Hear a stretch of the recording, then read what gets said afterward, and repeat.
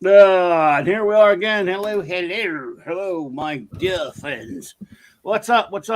Geeks and nerds and geeks, geeks and nerds and geeks, geeks and nerds, geeks, Nerdy geeks, geeky nerds, and gurky. That's what I meant to say. I can't do that. In a nutshell, that's what I meant to say. But you want to hear me do it. So. Oh my goodness. Well, hello there, everyone. Great to see you all, my friends. Had a wonderful time today on the Global Geek Gang, and now it's time for some clubhouseness here with my wonderful first officer, the amazing R.M. Briggs. Hello, my y'all. Good evening, Captain. And the extraordinary Chief Engineer, Mark D. with AC. Welcome. Thanks for having me. Good evening, Chief.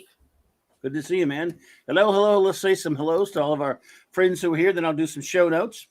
And then we'll get on with whatever we were going to do, which we don't even know either. So don't worry. I brought my comics. I took my comics down from the shelf.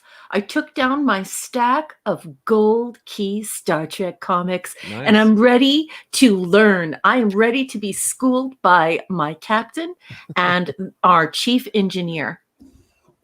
Well, I want to. The instructions are to put them in a box and to send them to my house. No, just so I can to check them out. Yeah. Hey, no, you are not allowed to say that to me. You have no right. You are killing me today. You sent me pictures of the Magic Wand Company tricorder, which is basically better than the original gangster tricorder. So you have no cause to say that. I will kick you in the shin from here, Mark.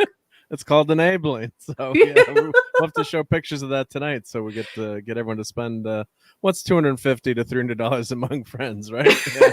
Who needs to make that mortgage payment? Yeah, well, we couldn't meet the rent this month, but we have a new tricorder. I forgot what I was doing now, so you have to remind me. I think you're going to welcome everyone in the chat. Sorry. Yeah, you were just going to say hello to everyone. Yeah. Okay. Yeah. Well, I mean, I have to hold my chat back so far. I don't know who else has popped in. So. Oh no! Did we wreck it for you? No, I always have to hold it back so I can say that. But yes, let's see here. Are we ready? Yes. There. Hellos. Phantom Outsider. What's up, buddy? Good to see you there, sir. Good evening. What possibly Mexican arm? I don't know what he's talking about. Depending on the audio equipment he has in his armor. I don't know. Not sure what that's in reference to because that's the first quote on the first chat on there. So hello there. I'm not sure who he's talking to with that one. Mexican Iron Man did pop in today with a super chat. It was nice to see him. Yay! Hungry boy, buddy. Unless my chats are out of order or something here. It could be with StreamYards. It's just so screwy here. Let's see. That looks like a conversation between Phantom Outsider and Hungry Boy. Trying to get to it. Stuart Mitchell. Welcome, sir. Dolly Ed Brace as always. Yeah. Yep. There it is right there. Let's see here. Okay. I stopped it, but I guess a lot of it is just a conversation between the great Hungry Boy and the great Phantom Outsider. Mm-hmm. Hang on. I'm getting there. This thing is way, way back.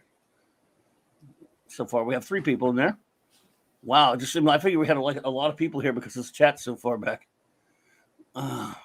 We got some great conversations going on in the chat. Yep. Yeah. Yes. It's just those 3 gentlemen so far.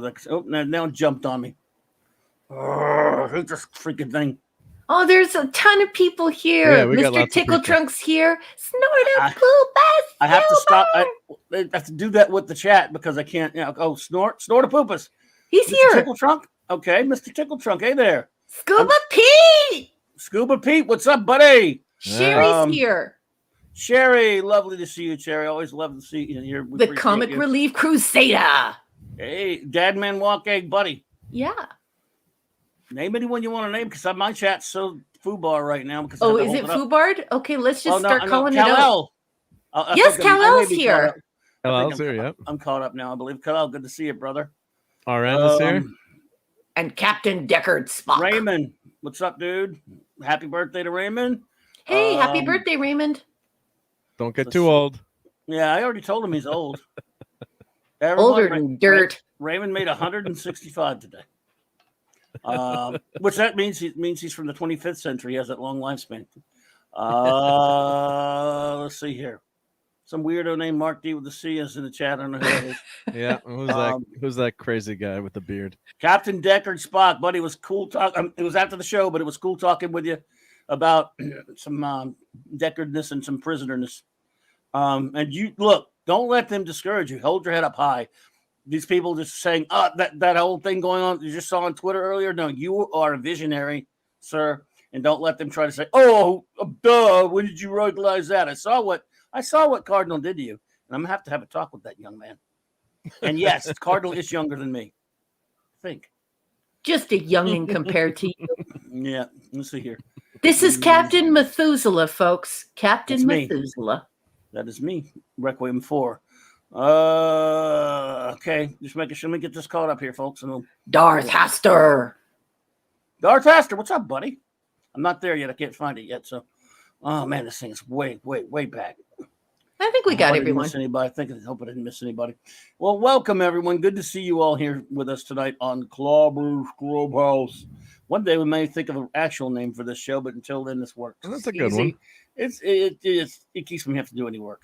Hey, I like the name of the show. Clobby's Corner. I always say Clobby's Corner too. You do. I get my C's messed up. So does that mean he's in trouble? Clobby, go to the corner. Yes. Go to the corner. Go to the corner. There we go. So show notes. Maybe I should do the show notes later. We'll sit down. We're good. All right. Tomorrow I think I'll be hanging out at some point. If I think he's also has a birthday tomorrow. I think I'll be doing a birthday stream with him. I hope I'm going to find out about that one. I think he said tomorrow. All right. Had a great time last night, by the way, also with everyone hanging out with us on this Clobby's Corner thingy. And of course, Monday night, Purple it was fantastic. Had a great time hanging out with her. Now, next week's going to be a busy one, starting, of course, really Saturday with Saturday Night Star Trek. Reviews of 4 more episodes of Star Trek. Star Trek, The Next Generation, Season 3.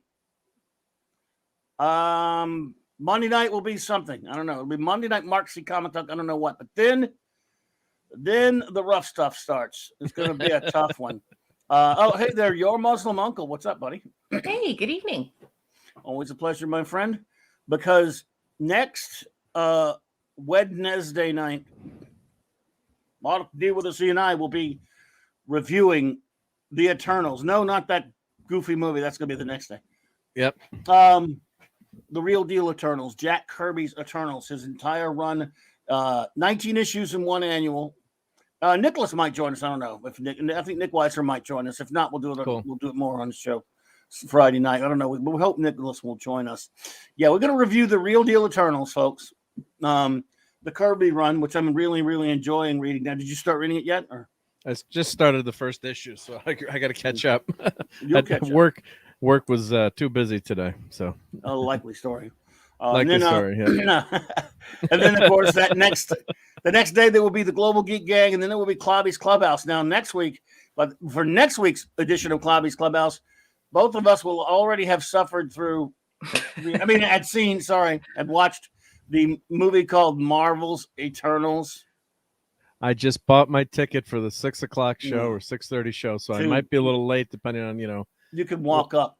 Yeah, you can walk up. No, you're not going to have to fight for seats. No, but I mean the earliest show was 6:30 on Thursday, so yeah, with the previews and stuff. So how long is the movie going to be? 2 hours or whatever. So I'll as soon as I get home from the movie. That's how long it lasts, and that's how long it feels. I don't know. Yeah.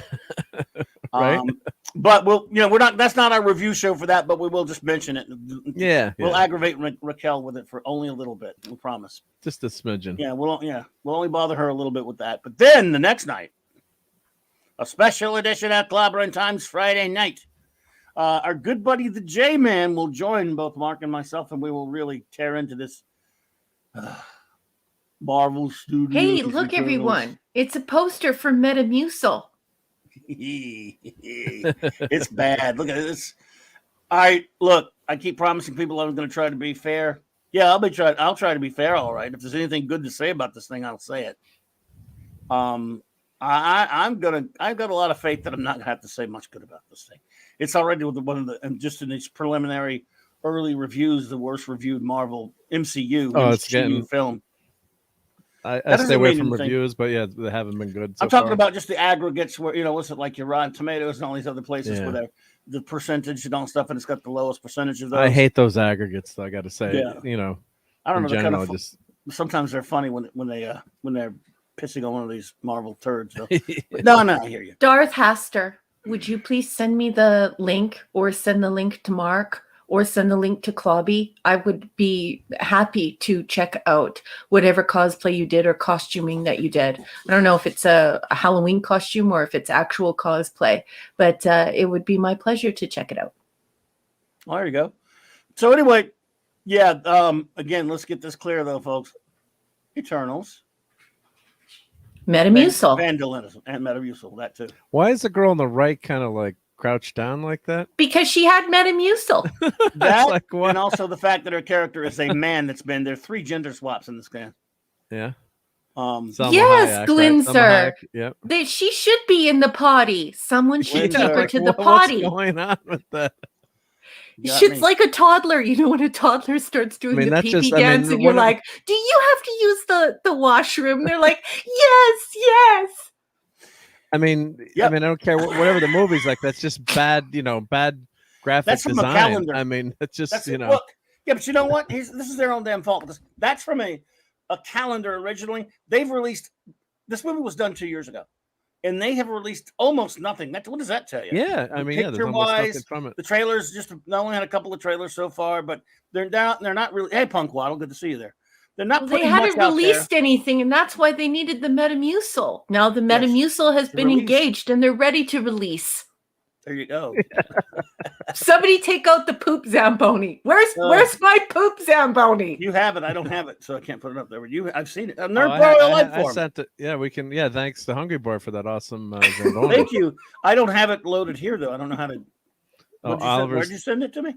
Oh, I thought I'd emailed it to you, and I'd put it in the, you may have. in the chat. If you email me something, Hungry Boy learned if you email something, don't tell me you email something, or even if you do, I'm going to forget about it. So. Well, I also put it in the Twitters too, and oh, did you? Well, I can't. Well, Mark, go ahead and show the poop Zamboni. Let me share it. Yeah, but Oliver's telling me the movie's 2.5 hours. Oh no.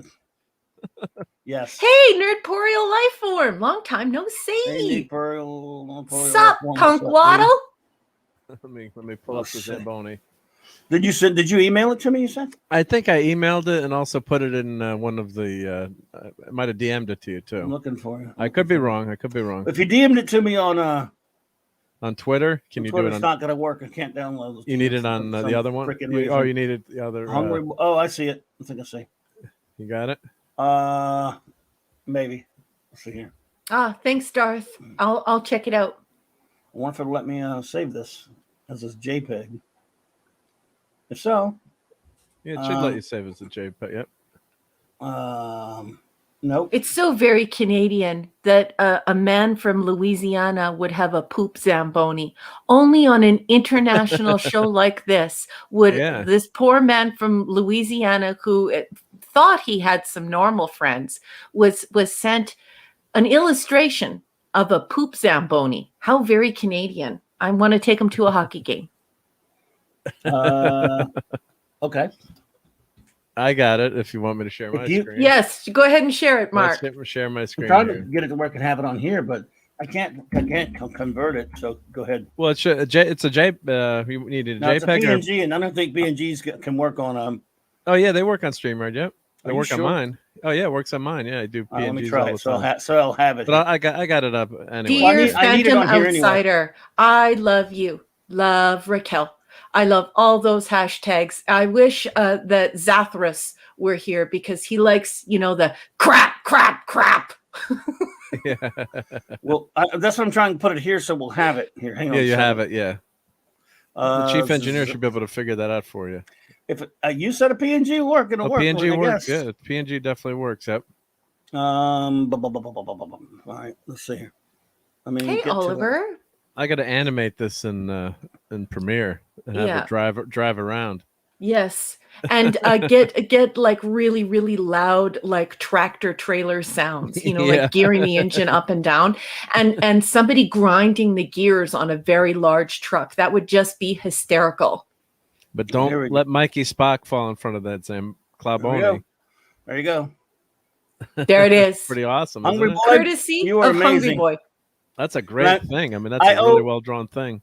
I owe you a huge apology there, Hungry Boy, because I don't check emails, and you had to remind me 50 times, and I am sorry, buddy. I really do appreciate it.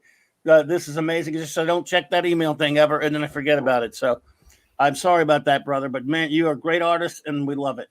And That's it's your tax hysterical. Is that where your tax notices go?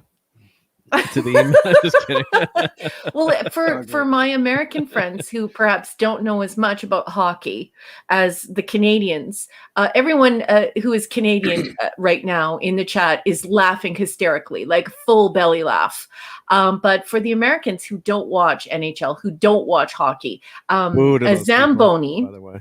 is meant to clean up and clear the ice. And evidently, they also have Zambonis for goose poop. And so somehow in my weird mind, I put that together and created the poop Zamboni. And then my wonderful chat joined in with me. And so what you are seeing is the Clobberin. Now, the Clobberin identifies a damage being done to the culture.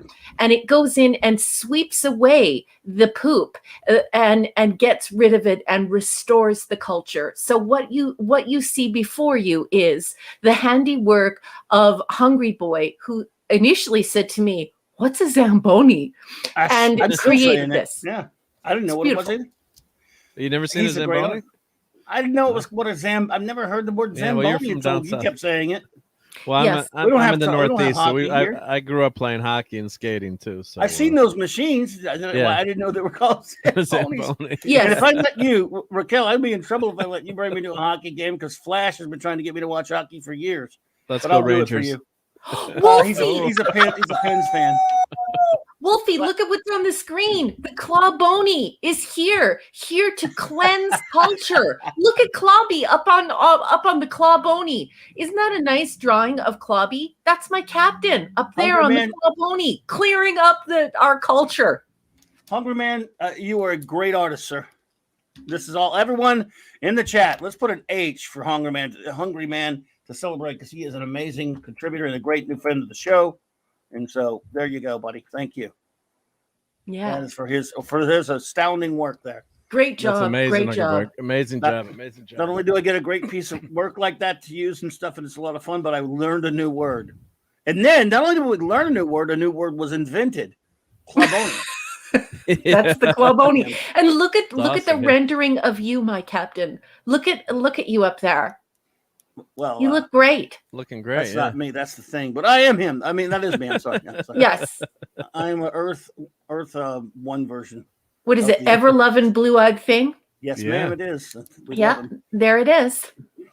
Yes, that is me. I mean, some would say it's Mark because he has more thing figures.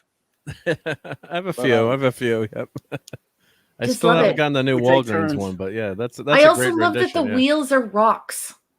Yeah. Yeah, true. How Wow. does this guy never hear of a Zamboni? We show him the goose Zamboni, we show him the ice Zamboni, and he comes up with this. From my weird brain onto the paper and the entire chat who helped build the legend of the Clobberin. That includes Phantom Outsider, JT Kirk, Wolfie 762.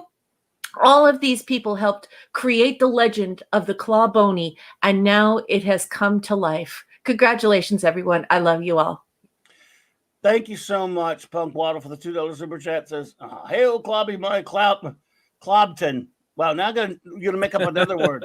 Clobton, I like it. Thank you so much, Punk Waddle. We appreciate you. Clobton. It's gonna take a while to get that one straight. Great but I spin. Great appreciate it. spin. Yep. Yes, Hungry Boy, the thumbs down is exactly what you were supposed to do. Yes, you said to me, Raquel, should I do Clobby with his thumbs up or with his thumbs down? And it's got to be thumbs down because only my captain, well, not only, but pretty much only my captain has the cojones to get on the internet and say what he really thinks. If he loves it, his whole heart is in it. If it's meh, he just says meh. But if it's truly rotten, he says so. He doesn't give in to the audience. He doesn't give in to the crowd. And he's not prone to extremes. He knows when something's good, so, and rotten. So I love that you drew him with his thumbs down, because he is clever, informed, and powerful enough to do that without being afraid of what people will say. And if I may say so as a compliment there, Hungry Man, that has kind of a nice Perez look to the Thing figure on there. Am I wrong? I'm not being presumptuous about your influences, but I get a Perez vibe off of that. And of course, I love the way he drew the Thing. So I'm not sure if that's what you were going for. I know you're a fan of the artist as I am, but hey, either way, that's a compliment, as you know, because great George Perez. But I love it, man. Thank you. I absolutely love it. You should be drawing FF right now, dude. Look at this bat twinkle, Star Trek. Yeah. Look what he's erasing. Yeah. Foundation, Hungry Angels. Boy. That's the new Charlie's Angels, of course, and Birds of Nay. Birds of Nay. Look at that. Yes, totally going for Perez Sinat. Love it. Nice job. Wow, I love the Perez Sinat run on FF. Thank you. Yep. He knows his art. So from now on, when Wolfie and Phantom Outsider and JT Kirk and everyone else yells, take the tarp off the poop Zamboni, now we'll have to say, take the tarp off the Clawbony. Clawbony, yep. One of these days, if you ever got the chance, we'll just talk some comic art. You'll come on and talk some comics art, Hungry Boy, because I know you are an actual artist. As I always say, I can't draw flies, but you are amazing, man. Oh, Clubby, Hungry Boy just said, well spotted, Clubby. So thank you. He loved it. He took it as a compliment. Absolutely, yeah. Perez, it was a great run on there. So yes, totally going for the Perez Sinat run was just amazing. That was one of George Perez's first stints on any series. Look at Anti-Derivative Jill. Hey, beautiful. Hey, our communications Jill. officer is here. Good evening, Yes. my fellow nerdy nerd. I love you, Jill. Hey. Hungry Boy made that from our Saturday night Star Trek adventures. Yes, indeed. Now, as long as no one draws Spurpies, we're safe. that won't make it up. No Spurpies, Hungry Boy. No Spurpies. No, we appreciate this. And so now we have something. When we have a garbagey episode, we could show this. Yes. That's exactly what we're going to do. New Who? Let's see. What's that? Frown Nation? Yes. Foundation. Foundation. Foundation. Instead of foundation, it draws a frown. Charlie's Angels. New Who. Well, there is no. Well, we're not picking Who. Yep. New Who. At least he wrote New Who. Yeah, that's Birds of May. So there we go. I love it. New Who. Oh, so good. It. Just absolutely love it. That is phenomenal. Yes, I've seen those machines before. They move very slowly. And I saw those machines in For Your Eyes Only when the two guys were trying to kill James Bond on the hockey rink. Yeah. Yep. Well now everyone understands it. It picks up the old skate. How would you say the old ice or it's not like dust, but what am I trying to say? Like the snow on the ice, because you can't have snow on the ice, and it puts down the hot water mixture and makes the ice perfect. So in between periods they'll go out and clean the ice every once in a while. But yes, it's also can clean up obviously Star Trek. So yes, great. Well they also have a Zamboni for goose poop.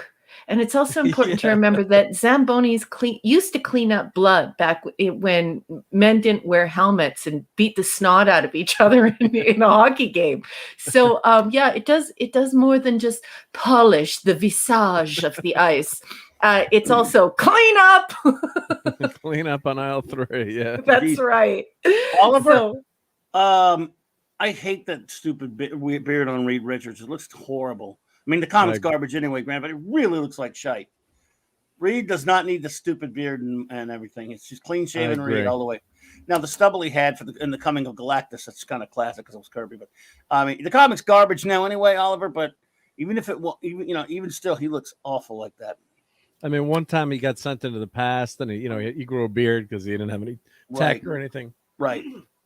That kind of makes sense, but Reed's not that kind of guy that to have a beard, and then it's just makes him look too I don't know, try to make him look too hip or too young. I don't know, it just doesn't work on Reed Richards. He doesn't need that. No, he doesn't need that at all. He Absolutely. doesn't need the Riker beard. Riker needed the beard. No, you weren't that way before the Reed. beard, Riker. I'll tell you. Last night, Great cue line. I couldn't believe it. I hear this voice coming out of this helmet. I'm watching an episode of original Battlestar Galactica the other day, episode called Experiment in Terra, and I'm hearing this voice coming out of a guy wearing this mask, and I'm like, oh my god, that sounds just like cute. That is cute. Oh, and it was John Delancey. Oh, it was John Delancey. This is years before Star Trek, obviously, but you can that voice is unmistakable because you couldn't see it at first. I didn't think we were even going to see the dude's face. It was just a bit part. So, and he said that to Adami. You weren't like that before the beard. Right. I love that line in that episode. Yeah. What are we doing? What is this? Oh, that was no idea, oops. darling. Oh, stop. I thought you had your. Oh, you shared. I forgot to stop sharing. Yep. Yeah, you put that to share, like, huh? No, because I was sharing. Oh, You okay. had the Zamboni on yours, I guess, right? Zathras. Hey, Zathras, did you see? Crap, Yeah. crap. I thought we were like a time loop. Time loop. Yeah, because I have I keep StreamYard's chat is so horrible. I keep the YouTube chat open on my other monitor. So that's if I had another monitor, I would probably do it. I can't do it on my you can't do it. I can't see. You can't do the chat on my TV next to me, like that YouTube app. You can't even see the chat. It doesn't have. Yeah, some of the older ones that let you see the chat. Some of the newer ones, like my new Apple Not TV, like lets YouTube you see the does. chat. It's done on the computer. Oh, okay. So that's how I watch Saturday Night Star Trek usually in the living room on the recliner with the YouTube going on the TV, so I can see the chat. The chat on the screen there. But some of the older ones don't show the older streaming services or TVs don't carry the chat. There is a setting though you can turn on the live chat, but it's not always there. You gotta push the up arrow and then find. I'm doing my chief engineer job here, and there's a button that says turn on the live chat's not automatically always on YouTube on the TV.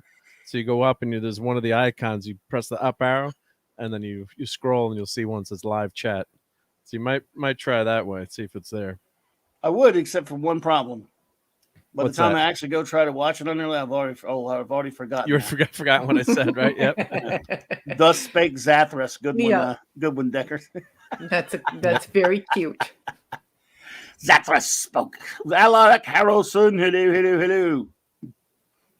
Alaric says, I saw Dune and I fell asleep. Could hardly stay awake the whole movie. Well, I've been hearing many people loving it, some not, and I've been told that I'm not allowed to watch it unless I go to the theater and watch it on IMAX, Alaric, because even though I know it's on HBO Max and I do have the codes, so I don't for someone else's I don't subscribe. But anyway, I was gonna maybe just for the hell of it. I really didn't have a lot of interest in it. I was gonna do that. But I think that's what I'm gonna do as well. Yeah, I mean, you have HBO Max? No, but I'm gonna try and find a way of watching it at home. And I got yelled at. I'm just kidding about that. But other people are like, oh, don't you dare.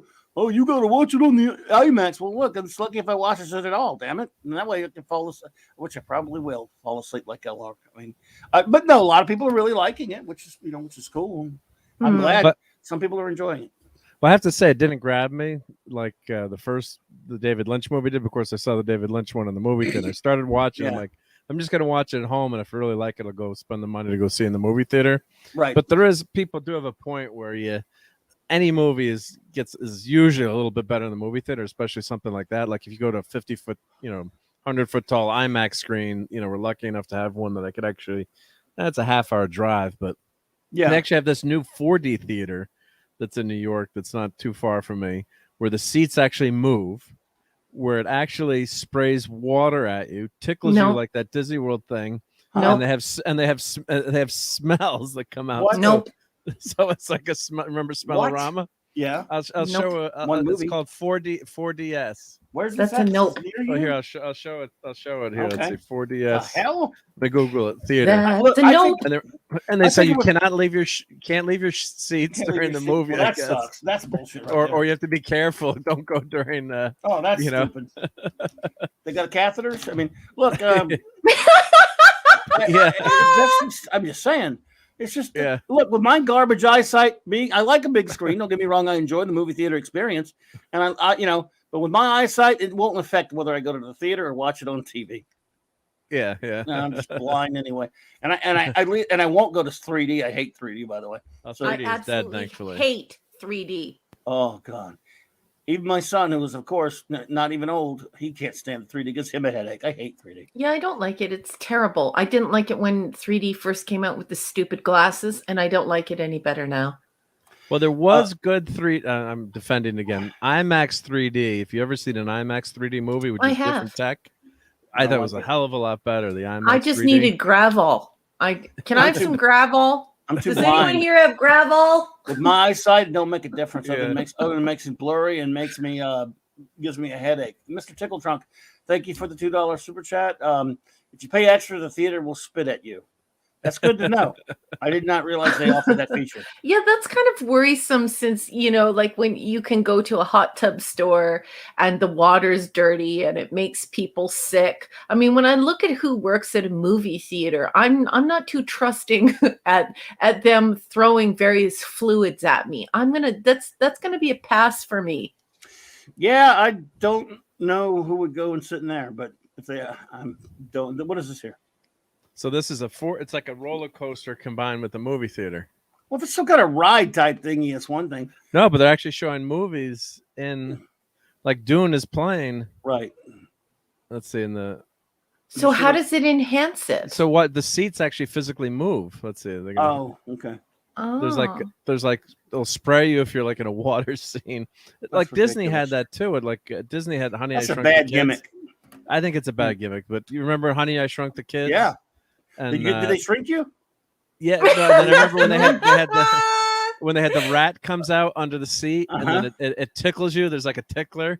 And then like everyone. No, I don't want a tickler under my seat. I'm good. I'm going to pass on the tickler. Wait a minute. Did they just do that at Disney, like as a Disney thing? No, they didn't do it. No, at but I'm saying theaters. years ago, this is kind of like a copy of what, right? They did it. What Disney did. Okay, yeah. I got you. It's like a Disney. Yeah, so like Disney had the kind of the. So I'm trying to find let me see if I can find a video of it. Let's see, 4DX they're calling it. Is this near you or something? Well, there's one about a half hour away. And I mean, I'm always, I'm a tech guy, so I love this kind of idea. If your home theater, not like they were selling things that would vibrate the couch or vibrate the room, that kind of thing. Hungry Boy says they look kind of uncomfortable, those seats, don't you think? Mm-hmm. Let's see if I can. That doesn't matter to Mark. Mark is a technophiliac. No. He is the quintessential technophiliac. He is a paragon of technophilia. He loves his stuff. Yeah, so this kind of stuff is exciting to me, even if it's not, Well, she's sitting on my lap. I'm going. Yeah, they both. Now I'm in. That seat. I don't want him there. Just her and me. Whoa. Okay, now I like this. Yeah. Why don't you tell me I'm gonna have her sitting right now? Yeah, right. What if it's? Are they gonna do this for like risque scenes in the movies and stuff too? If you vibrate my seat, I will never move. Jill says the tickler sounds creepy. Yes. I just remember my mom screaming when she thought the rat was like in the Honey I Shrunk Your Kids ride. It was a ride, theater. Though. Well, it was a theater. It was like one of those movies. It was like an interactive movie. At Disney, though? At Disney, yeah. So they would squirt water at you, and they would do all kinds of things in the movie theater. I got you. So then, it shakes, rattles, and rolls. Let's see. Oh, my goodness. And this is all open now, or it's on the way, or whatever? It's open. Yeah, there's a few. There's like 70 in the country. Yep. Oh, okay. See? So what's not to like about that? You get roll, sway, twist, pitch, heave. You can puke in your seat, warm air. How about heave? Let's all heave. I can do a let at home. My chair's broken. Yeah. So they got. There's one in Canada. Where? That looks like Winnipeg. Fast. Yeah. Where's that? Wow. I'll tell you where it is. Yep. That's in the north, and that looks like it's Winnipeg. I don't know. The map's really far away. Well, movie theaters have to compete too. I mean, I'm not saying this is a good idea or would work, but that's a good point, Glinzer. It does feel like a William Castle type thing. You gotta Obscure have reference, by the way. Go ahead. I think that they need to, instead of with all this gimmicky crap, I think what they need to do is restore the a night out experience of going to the movies. Like right now, going to the movies isn't that Oh, fun wow. because you have people who are looking at their cell phones the whole time. You have people who talk right through the Right. movie now. You have people who are taking messages and Wow, it's talking on moving. their phones in the movie theater now. People bring their children to 18 plus movies, and the Yep. kids are running around in the front while you're trying to watch a movie. It's what they need to do is restore the night out quality of movies, and people will return. When people got dressed up, not in formal wear, but got dressed up and looked really nice and smelled nice, and everyone thought of it as a nice evening out where you were going out on a date, and it made it worth it. There was a specialness to it. Now it's not special. It's not really enjoyable at all. Well, I think that's what they're aiming for here, is to try to set something apart. Like, no one's home theater could have this. Until we all get holodecks and never leave the house again. Yes. You know what?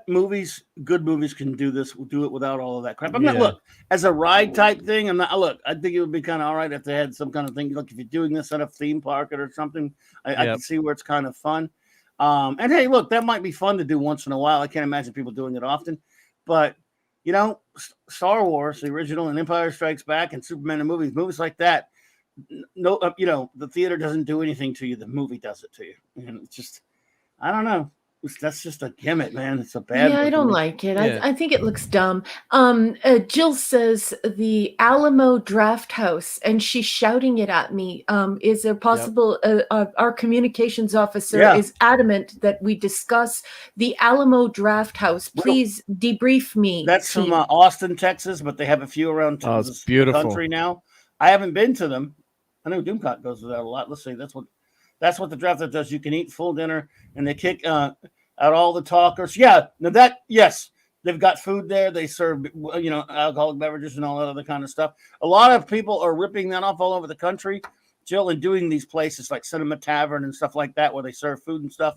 It's not this thing's going with Mark showing us, but this is the Honey I Shrunk the Kids Epcot, But that was kind of like an I totally agree. And Alaric, I totally agree. Thank you for your support, everyone in the chat. Yeah, it doesn't feel special or good to me anymore. And now it's just all gimmicky. If Mark is the technophile and he has this extreme technophilia and he loves all the tech, and we look at Clobby, and Clobby is the opposite of that. He's the Luddite. He's like, look, I just leave things alone, make things real and gorgeous. Clobby's the kind of person who would argue that you have to see the orchestra, that you have to see the statue in real life, not just a picture of it.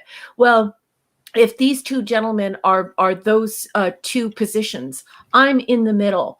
And I have to say that the only way that I would go back to the theater is if they made it the way Clobby just said, where they just focused on making good movies again. The action, as Clobby has so eloquently said earlier, the action should be happening on the screen, not in your pants or in your seat. Just yeah, what about you know what the I mean? smell? Do you know what I mean? I 100% agree. I mean, as much as I'm a techie, it's not going to save a horrible movie. But it could be cool for certain movies. Like I could see like a Jurassic Park kind of movie. But Jurassic Park, when you saw it the first time, was just so damn amazing. Anyway, so that was such a good movie, and you couldn't believe the dinosaur effects. So look, I wouldn't blame anyone going to see this. Try this once just for the hell of it. I'm not being that much of a party pooper. I'm just saying. I can't imagine this doing that. Lasting that long, I don't know. I mean, after the first time, I think it's I agree. It's a gimmick, but that's different. This I think is the way to go with the Alamo Draft House, where you can drink and eat in the movies. There's a set back there too. You can order. Okay, can Jill order, you knows push what a she's button. talking about. Okay, so this Yeah. isn't a gimmick. This works for me. Yeah. Give me a bench in front of me. I'll have a pint of beer. I'd like some pizza. Please bring me a large bowl of popcorn for my captain. My captain's sitting Yep. beside me, and he would like a drink as well. And Mark, what do you need? And I need sit. popcorn with Reese's pieces in it, and I have a big soda. Yeah. John, JBRH is there, and Vidfile. Hello there. I do have a critique of this now. We're pooping all over Mark's stuff tonight, aren't we? Too noisy. Too noisy with all the munching. Here's one problem with this, because there are other ones that have copied this motif. You have this little button you press on your chair, your table thingy. Okay. And you have waiters and waitresses throughout the movie coming in, taking orders, bringing food. Takes forever to get your food. Takes forever to pay for it. Sometimes not until after the movie, and it's kind of distracting when you're sitting there eating and everyone's getting waitress. That's a place called Movie Tavern that we have. Okay. I like it, but that is kind of. So it has drawbacks. Again, I don't know. I mean, it's not the worst thing in the world, but you get used to it. But it's still, you have to deal with a waiter in the middle of while you're watching the film and stuff. Oh, that wouldn't be pleasant. And how about those bed bugs that Mark showed on so Google? Good, yeah. Oh, Jesus God, I took a theater, a movie class in college. Basic, Cinema 101, and the teacher there's like, God damn it, I hate popcorn. There should be no popcorn allowed in theaters. It's too distracting, all that munching going on. And Enigmatic Drop Bear. Drop Bear, what's up, sir? Hey, Enigmatic Drop Bear. Nice to see you. Wolfie, I love Dr. Pepper. Dr. Pepper float with vanilla ice cream is so delicious. It's just ridiculous. It's one of the best things you can have to drink. Dr. Pepper is good stuff. I agree. All I'm saying about this thing that Mark's showing us is that if you go to it, dude, I want report. I want to see what it was like. Yeah, and I want you to report on it. Or if I don't break my neck on the seat, you don't get killed on the seats. Yeah, well, I was reading all the safety. If you look at it like all the safety things that they have on it, I'll try to Google to put up. It's pretty funny. But the other thing that was beautiful is the IMAX. There's an IMAX in that same location. That's like massive IMAX screen. So when they were re-showing the Cage, they actually had a release where they were showing the Cage as a special feature. I don't know if you have them in Canada, but it's called Fandom Events. Mm-hmm. I don't know if I think they're around the country, and they'll do like special showings. And they had the Cage, and I thought it was going to be an IMAX. So a bunch of us, we were in the IMAX theater. We missed the beginning, like we missed part of the special features that they had. And we're sitting in the IMAX because they're like, could you have told us to go on, theater number 3 instead of the IMAX? But then it was still cool to, see the Cage on a big screen. That was a great. I went to see the Cage on the big screen as well at the Fathom event. Yeah, that was right. Yeah, and remember they showed like the blooper great. Reels and stuff in the beginning, and I missed half of that. I had to drive all the way to Mississippi to see it at that point. We didn't have a theater doing it. Yeah, well, that's a good point though. Like if it's something that you've watched, like we like in our family, we make a point of every single big holiday, that we go see the classic Star Trek playing at the old theater here. So I think I could handle that. Do you know what I mean? Because if it's Wrath of Khan, I don't mind having a pizza and a beer, but I don't know. I'm suspicious of this. And Hungry Boy says, at the risk of ejection, I would like to espouse the goodness of Mr. Pibb. I love and Mr. Hungry Pibb. Boy. I am Canadian, so I have had Mr. It's Pibb. the same thing, really. Yeah, it's Dr. Pepper, but I love it. Yeah, love it. No one gets ejected here for opinions unless you like STD. Then you're out here. Just kidding. You can like anything you want. We're just gonna call you names and laugh at you if you like it. Just kidding. We love you no matter what. So there's all these warnings here. Yeah, there was like massive safety warnings. Yeah, that sounds fun. Doesn't that sound like fun? Did you see that back there? Would you like to have a seizure? Would you like to have a cardiac arrest? I'd love one. Me. Oh, sorry. Yeah, there's there's like all these warnings. Of course, a lot of this is just because of the nature of our society today. I mean, we grew up in the 70s, like with the dads throwing us in the back of a pickup truck and running around everywhere, and no pictures of me coming home from the hospital, the nurses handing me to my mom in the front seat of the car with no seatbelts. Absolutely. And you drank from the garden hose and you didn't die? I didn't die. Fire hose. You want to field some questions from our friends in there a little bit? Sure. Are you game for that? After you show Definitely. this, we'll do that next. Well, this was kind of just for fun. Yeah, just to see all the Well, warnings. we just don't want you to think we're ragging on you for showing us. No, that's okay. That was fun. It's all good. It's fun. It's not gonna. I think, like you said, it's more like a Disney kind of experience or that kind of thing, an amusement park thing. But yeah, I love that you try all this stuff. You go try all this stuff and then you report back of what you thought. I think it's really cool that you do this stuff. I'm not sure how. Yeah, but look at this line: "Don't get out of your seat unless you're leaving the auditorium. Don't get close to special effects units, especially the blowers or jets." Wow! Wow! If you bring personal property, please adequately secure and protect your property. That's a lot of Don't rules. store. So, do you wear a diaper? Do you wear a diaper right. so that so you have beer? They give you beer, but you can't leave your seat. So you must be wearing some Depends. Yeah. And of course, do not go there if you're under the influence of alcohol or other intoxicants. What? So they don't serve beer. Then. Yes, so you don't. Okay. Yes, hungry boy. Mark is our crash test dummy. Yeah. I don't know if I can. But he's not dumb. But yes. I don't know if it's worth going to see Eternals there, but or maybe Dune. I think Dune was playing there. Yeah, he couldn't fall asleep. Maybe. Yeah, at least he couldn't fall asleep with Eternals there.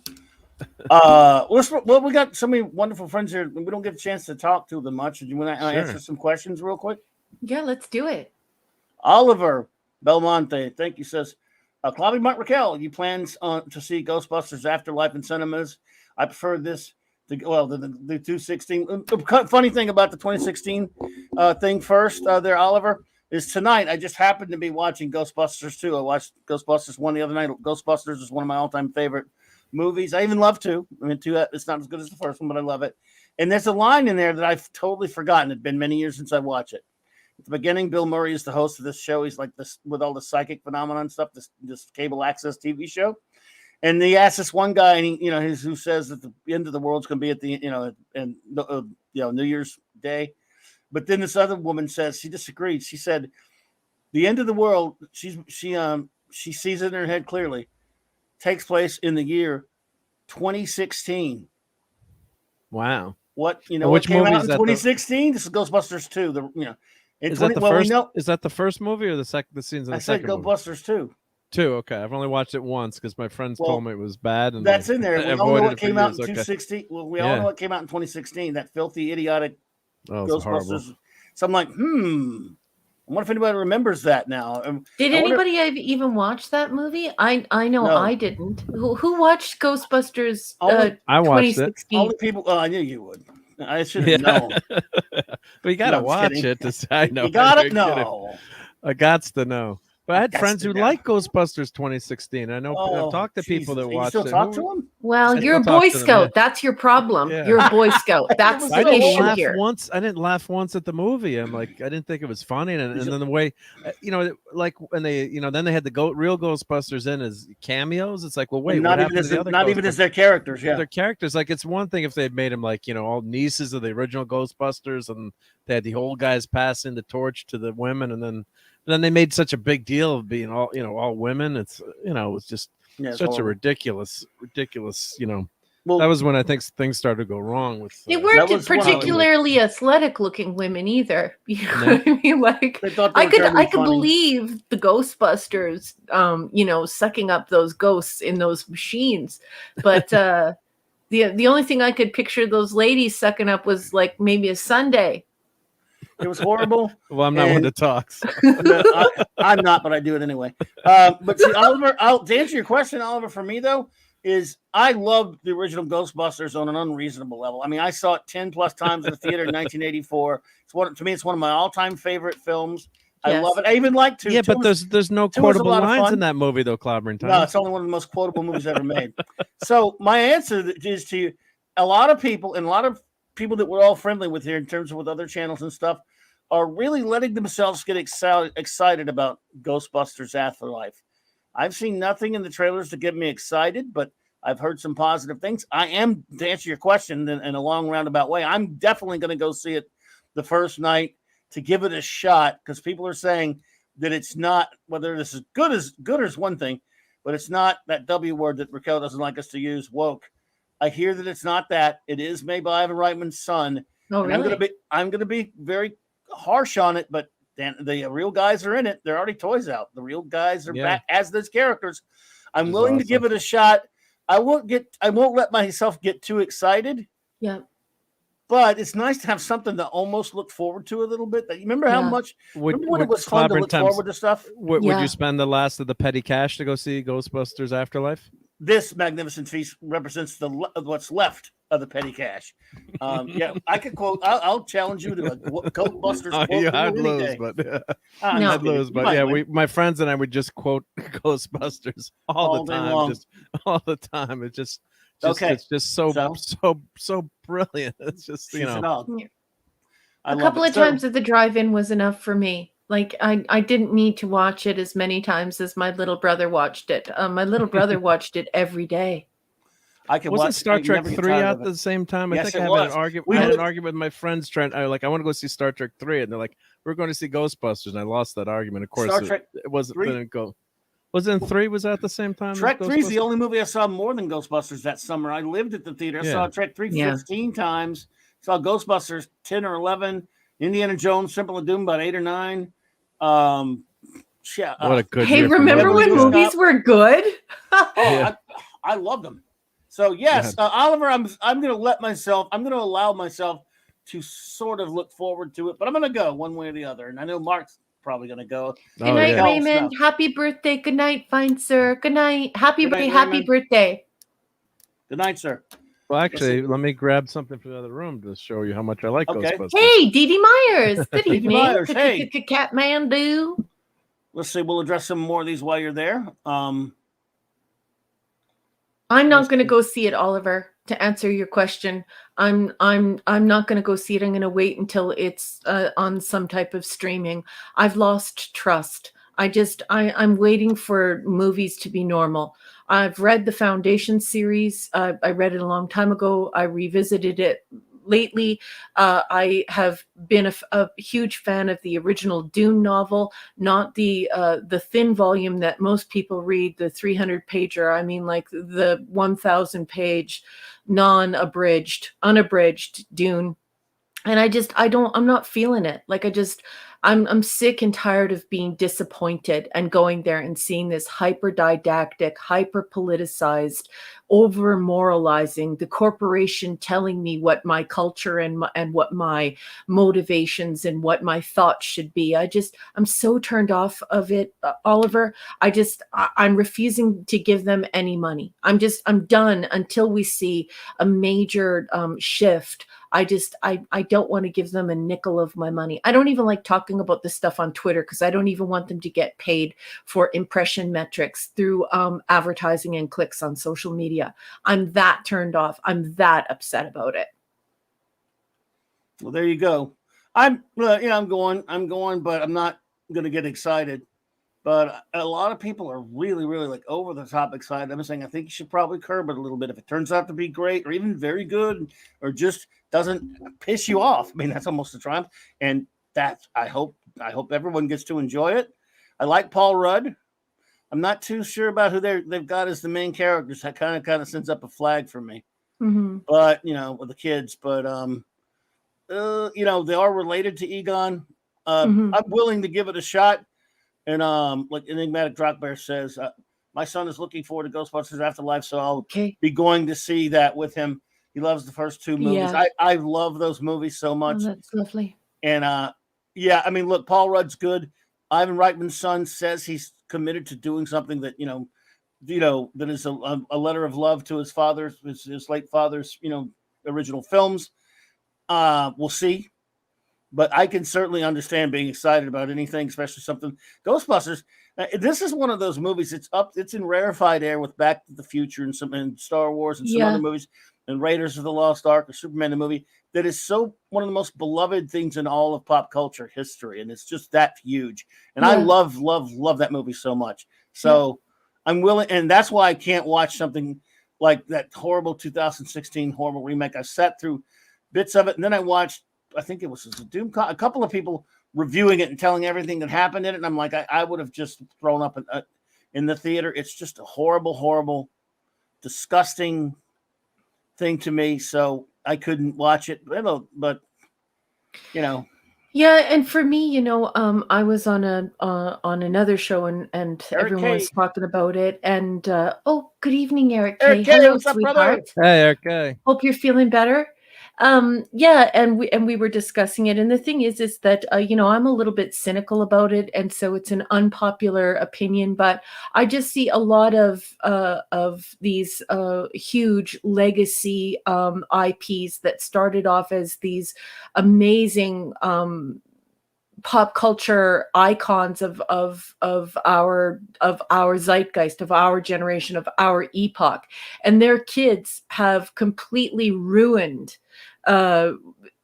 any good things that their parents have made or their dads made. So I mean, I have hope, but I mean, I just look at what some other kids have done, and it's been extremely disappointing. So I'm very skeptical, even though it causes a lot of friction and people aren't happy with me saying that. No, I just see the legacy, and a lot of it has not been taken care of in the way in which I think the original creators, the original authors would have appreciated, regardless of the fact that their children are the custodians of it now.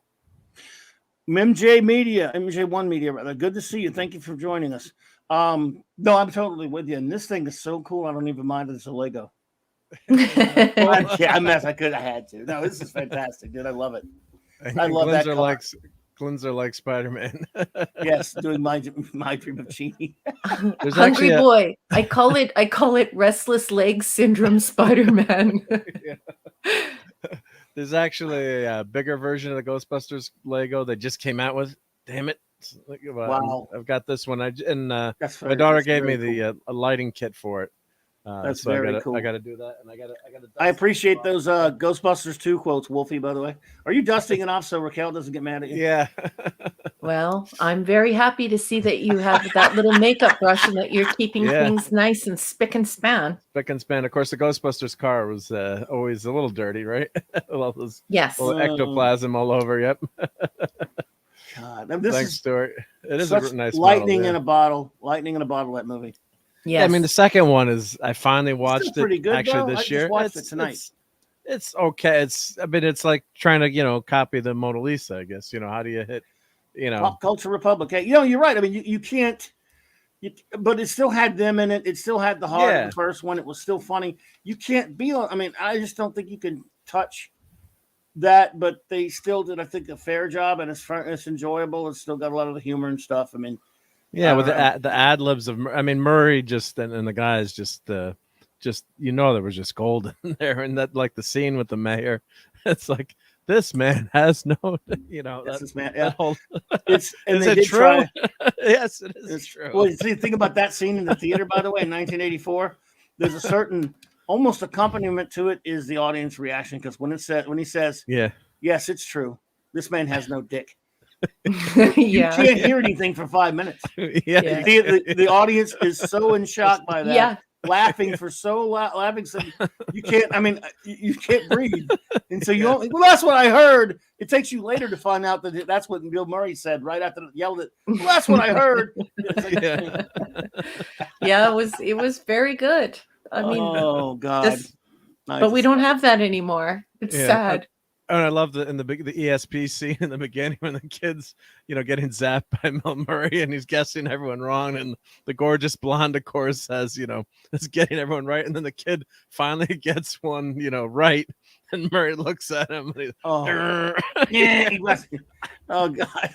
Yeah, Enigmatic Drop Bear, you go and have a wonderful time with your son and build those memories. And you, as you know, Enigmatic Drop Bear, I'm always rooting for it to be good. So I really hope that it's a lot of fun and it's not just hyper moralizing and it's not a big downer trip where you walk out feeling nothing but shame and self-loathing. I mean, how much lines like, okay, so she's a dog. And again, it's the delivery. These guys were almost Marx Brothers level, perfect in the way that they and I'm not calling Xenomorph Zeppo either, but they were almost Marx Brothers in terms of the way they work together, which is, I mean, Bill Murray, Dan Aykroyd, and Harold Ramis. Well, I miss Harold Ramis. Gotta love that guy. Yeah. God bless him. Yep. Even in the second one, they had some funny stuff. It goes Do Ray Egon. See in the courtroom. Oh, and listen, Wolfie's quoting from a lot from Ghostbusters too, which is fair because the first one gets quoted from so much. When somebody asks if you're a god, This is the first you say yes. Yes. Yes. Are you the gatekeeper? Another scene that is similar. Look, I considered the scene in Raiders of the Lost Ark when Indiana Jones shoots the guy with the sword, which was improvised, as everyone knows, one of the greatest scenes in all of movies history because you're not expecting it. It's just an audience didn't shut up laughing for 10 minutes after that. It electrified the crowd, especially the first time I saw it in 1981. There's one thing that kind of comes close at the end of Ghostbusters when Gozer has, because of Gozer, they've chosen the Destructor, and you see this image of the Stay Puffed Marshmallow Man. I'm laughing now. Look, I can't believe it. I still cannot believe they did that. You sit there. All right, it's gonna be a monster. It's gonna be, it's the monster, and it's the stay. And then the line, it's the Stay Puffed Marshmallow Man. He goes, and then Bill Murray again. That's something you don't see every day. It's just. And that's ad-lib. That's got to be ad-lib. Line. That's a great line. He's a sailor. It's New York City. Get him laid. It'll be okay. We have no problem at all. They go from being terrified to that line, and then what does he say? I tried to think of the most innocent, harmless thing from my youth. And my child popped into my head. He wasn't supposed to be thinking of anything, but he thought of something innocent, and Well, there's actually one of the big. We'll see if the grammar police gets this. There's a really bad grammatical error that Egon Spengler says when he talks about what he collects. I don't know if you ever caught that, Raquel. I collect spores, mores, and fungus. It should be fungi. I guess. Right, Raquel? Well, I'm just asking. I'm asking. Unless it's just one type of fungus. Maybe he only likes toe fungus or belly fungus. fungus. It's fungi. Well, it should be fungi. Wasn't perfect. Well, if you're a fun guy, you really do like a variety of fungi. Yeah, you're not gonna just collect one fungus, right? And now everyone hates me except for Scuba Pete, who is probably laughing at my stupid pun. What did you do, Ray, Scuba Pete? God, I just watched it again last week for the 10 billionth time, and I hadn't seen it in a while. I just bought the Blu-ray that has the two of them on there because I realized I didn't have it on Blu-ray yet, and it's $10 for both the movies, and then you get some features. It's not inside. You said, what the hell? I don't have Blu-ray anymore. Yeah, print is dead. That's a line that totally people missed in 1984. Print is dead. Get it? He's just his Egon is so funny. Yeah. And my kids actually, I had that movie on CD or DVD, and like the babysitter used to play that all the time. Like my little kids knew Ghostbusters in and out. It was hysterical. That's what happened to my little brother on VHS every single day for a decade. Every single day for a decade. Yeah, it's like, hey, what are you watching? We just stopped asking at a certain point. Get her. Get her. Oh, by the way, this reminds me of the time you tried to drill a hole in your head. Mark, remember that? What's the line you were supposed to say? Say it. Oh, wait! I'm forgetting. I forgot the line. That would work because I drilled the hole in my head. I forgot. That would have worked if you hadn't stopped me. Remember the scene when he's telling Aegon he did good, and he's handing him the Nestle Crunch Bar. You've earned it. Remember, he hands it to him? Yeah. For years, like idiots, we used to go buy those so we could just walk up to each other and hand. And Nestle Crunch Bars. That's how idiotic we were for that movie. We lived. Claude had a crappy old Toyota Opel, a red one, and he painted the Ghostbusters symbol. He was an airbrush artist who was good at painter on the doors of his car. Awesome. He also made me a shirt with Dr. Venkman on there with the Ghostbuster symbol that said "Back off, man. I'm a scientist." I love that line. Yeah. Except he changed it to a Ghostbuster. Now I have to go and rewatch this for the millionth time. I just have to tonight before bed. I have to do it. The human sacrifice line is just so good. Too. Human sacrifices, dogs and cats living together, mass hysteria. Yeah, Dogs it's and like- cats living together is a saying I use on the regular. It is one of the all-time greatest lines out of any film. Yeah, It is I so clipped that one to have it on my channel to play, just so I can have it on in StreamYard, you know, because it's short enough that you can't hear. I'll play it. Yeah, Let's it's split short up. enough. Man, good idea. We can do more damage that way. Yeah. Yeah, dude, we came, we saw, we kicked its ass. I went to that summer of '84. I went to New York with my parents, my first and only time ever to go there. And what did I do? Running all over the city? No, I wanted to go to the biggest theater and watch Ghostbusters for the 13th friggin' time, and I did. That's wonderful. I mean, every time it's fun, and then I came back to theaters. I took my kids to go see it. It's just so good on the on the big screen. It's like, you know, it's much fun as it is at home. It was like, you know, and then you got the energy of the movie theater too. So that's what makes things so fun. So I remember, like I saw Temple of Doom. I saw that opening night, and I'll just never forget the movie theater going crazy. You know, just going bonkers. You know, for Temple of Doom, especially that opening scene with Anything Goes and the I love Temple of Doom. A lot of people don't, but I actually love it. Yeah. Oh God, that was so. Well, Michael French loves it too. You should see his retroblasting video and the panels, the panel presentations he's done on that movie. Sorry. No, but I mean, some of it's the energy of the theater, I think, too, that really, you know, makes it, you know, adds, you know, it goes to 11 to quote Spinal Tap. You know, it helps, you know, bring that movie over the top. I mean, when I first saw Star Wars, I don't think the movie theater was that crowded because I had to beg, you know, Dad to, like, for 4 or 5 months to take us, and he finally broke down, and then he loved the movie. But it's like, why do I want to see this crap? This is space crap. It's not real, you know. It's bullshit. And then he loved it because it reminded him, you know, it's a copy of the old World War II movie serials, you know. Right. Same thing with Indiana Flash Jones Gordon. and Raiders of the Lost Ark. They're really copies of old movies, but you know, basically. Did you know that Temple of Doom is a remake of Gunga Din with Cary Grant? No. It is. Go watch Michael French's videos on that. He's shown it. It's a remake of it. Spielberg totally. I love Temple of Doom. A lot of people don't, but it is Gunga Din. I'll have to check that out. Yeah. I have seen Gunga Din. It's been a long time, but yeah. Well, obviously That's there are differences, classic. but it's the same. I mean, there's a lot of it in there, like he's pointed out. So, yeah. Gremlins was out that year also, Glenser. That's right. The first Gremlins. Let's see. All right, 1984 was all right. Look, you had Ghostbusters, Star Trek 3, The Search for Spock. You had Conan the Destroyer. You had Beverly Hills Cop. You had Gremlins. You had Ghostbusters, of course. You had Buckaroo Banzai, one of my favorite movies of all time. Yep.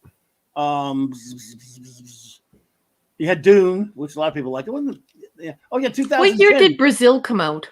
Brazil was 85. I love that. And too. Time Bandits? 82 maybe, 2 or 3 maybe. Well, it's just the neighborhood. I like the whole neighborhood in 1984. Oh, those 80s, they were incredible. Yeah, they were incredible. 84 also had 2010, which I actually liked. I don't think a lot of people like 2010. It's not. I like 2010. Yeah, I mean, it's not as good, but What year did Clan of the Cave Bear come out? Oh, that's early 80s, wasn't it? Somewhere in the 80s. You know, I don't know.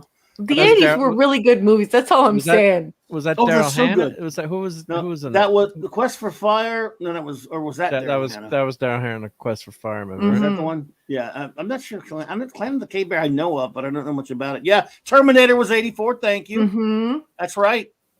I love The Adventures of Buckaroo Banzai Across the Eighth Dimension, one of my all-time favorite movies. That only stayed in theaters like 2 weeks, and I got to see it like 3 or 4 times. And it became I'm a Blue Blazer regular. That's how crazy I am for that movie. I joined the fan club and everything. Oh, I'm trying to think. 84. So 84 might have been one of the, if not the greatest movie year ever. Yeah. Some great stuff. Yeah. And it's almost not close. I mean, there were some other great years, but good Lord, 84.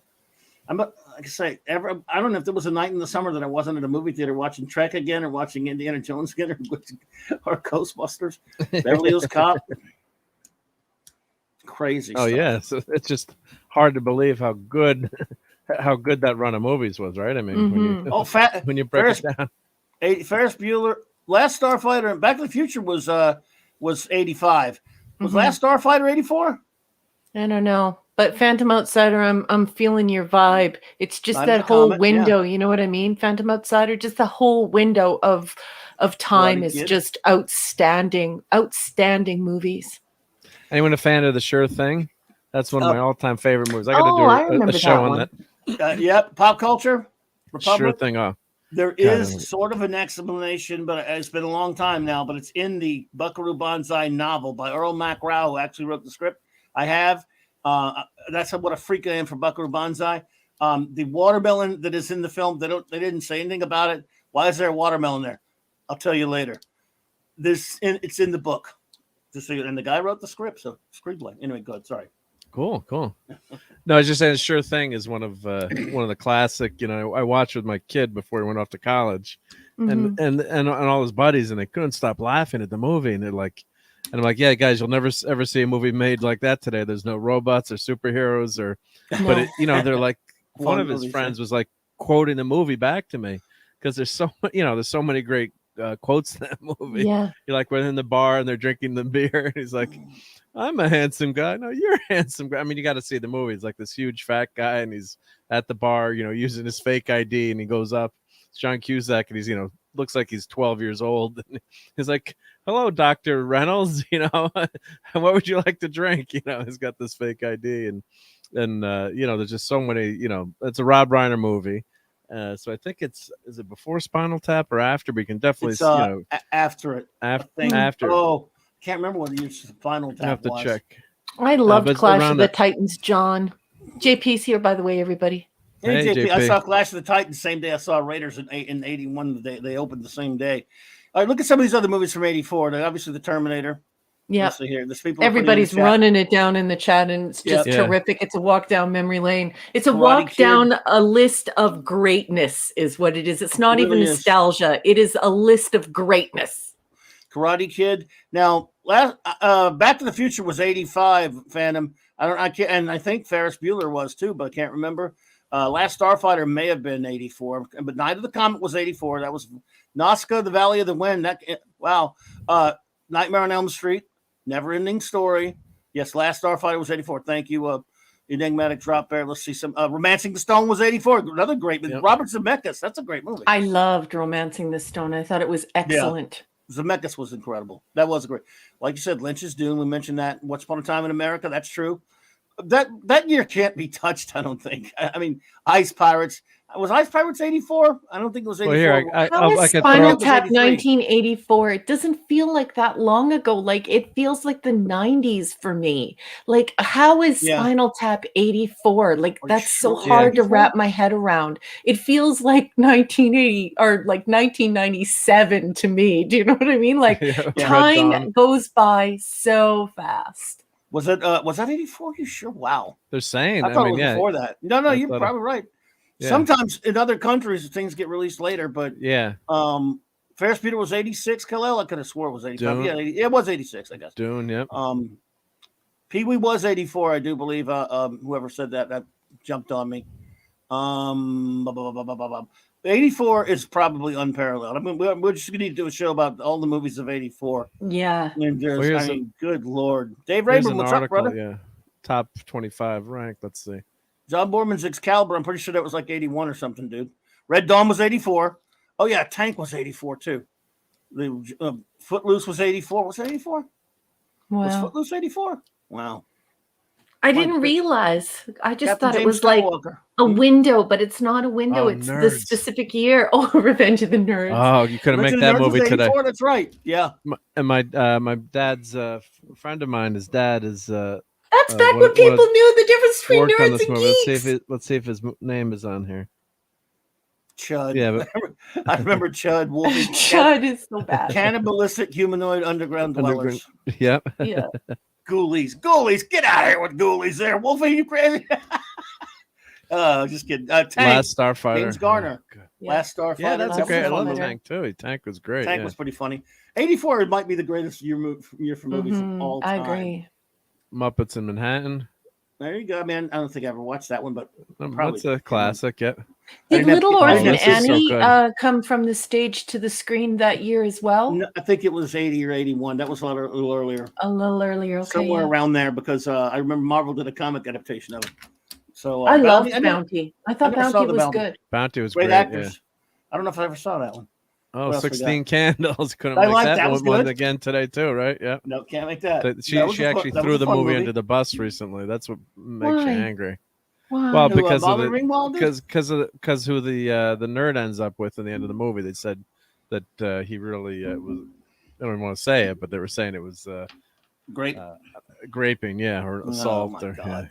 yeah. Mm, And then they're making fun of the Asian character and this and that, and mm. that's got the greatest. Amadeus. That's got the greatest wedding scene in all of movie history. It's pretty funny. That's a funny Amadeus is movie. one of my favorite films of all time, Phantom Outsider, and I actually have a DVD of it that is so old that you have to flip the CD you have to flip the DVD to watch the other half of the movie. Dual layer DVD. I have some of Dual those. layer, yeah. Wow.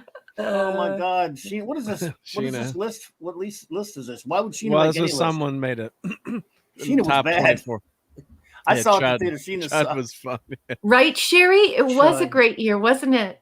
Hey, Sherry, Firestarter. it was just phenomenal. Oh, there's another Stephen King Yeah, I movie. didn't like that one too much. I saw all these at the theater though, for some reason. Tightrope. Yeah. Tightrope sucked. I'm sorry. I love remember Eastwood, Tightrope. but it wasn't very good. They filmed that in New Orleans, but it wasn't very good. Purple Purple Rain, that Rain. was 84. There you go. All the Yeah. girls were freaking out for Purple Rain. Yeah. And couldn't Prince has got an automatic motorcycle. Come on, Prince. You got to learn to shift. Yeah, It's you a can't. Honda. There It's a should be Honda no C- automatic motorcycles. It's a Honda CM500 for you motorcycle people. Yeah. Let's see here. Excuse me. What the heck I was don't that? I know don't that remember one. that one. I don't remember that That's- one. That one looks like it was behind the curtain at That's like the a Cinemax VHS movie. store. No, this was a really good film. That was good. Brother Yeah. from Another Planet is excellent. Joe Morton. That is a smaller, very small film, but I Art managed film, to see yeah. that.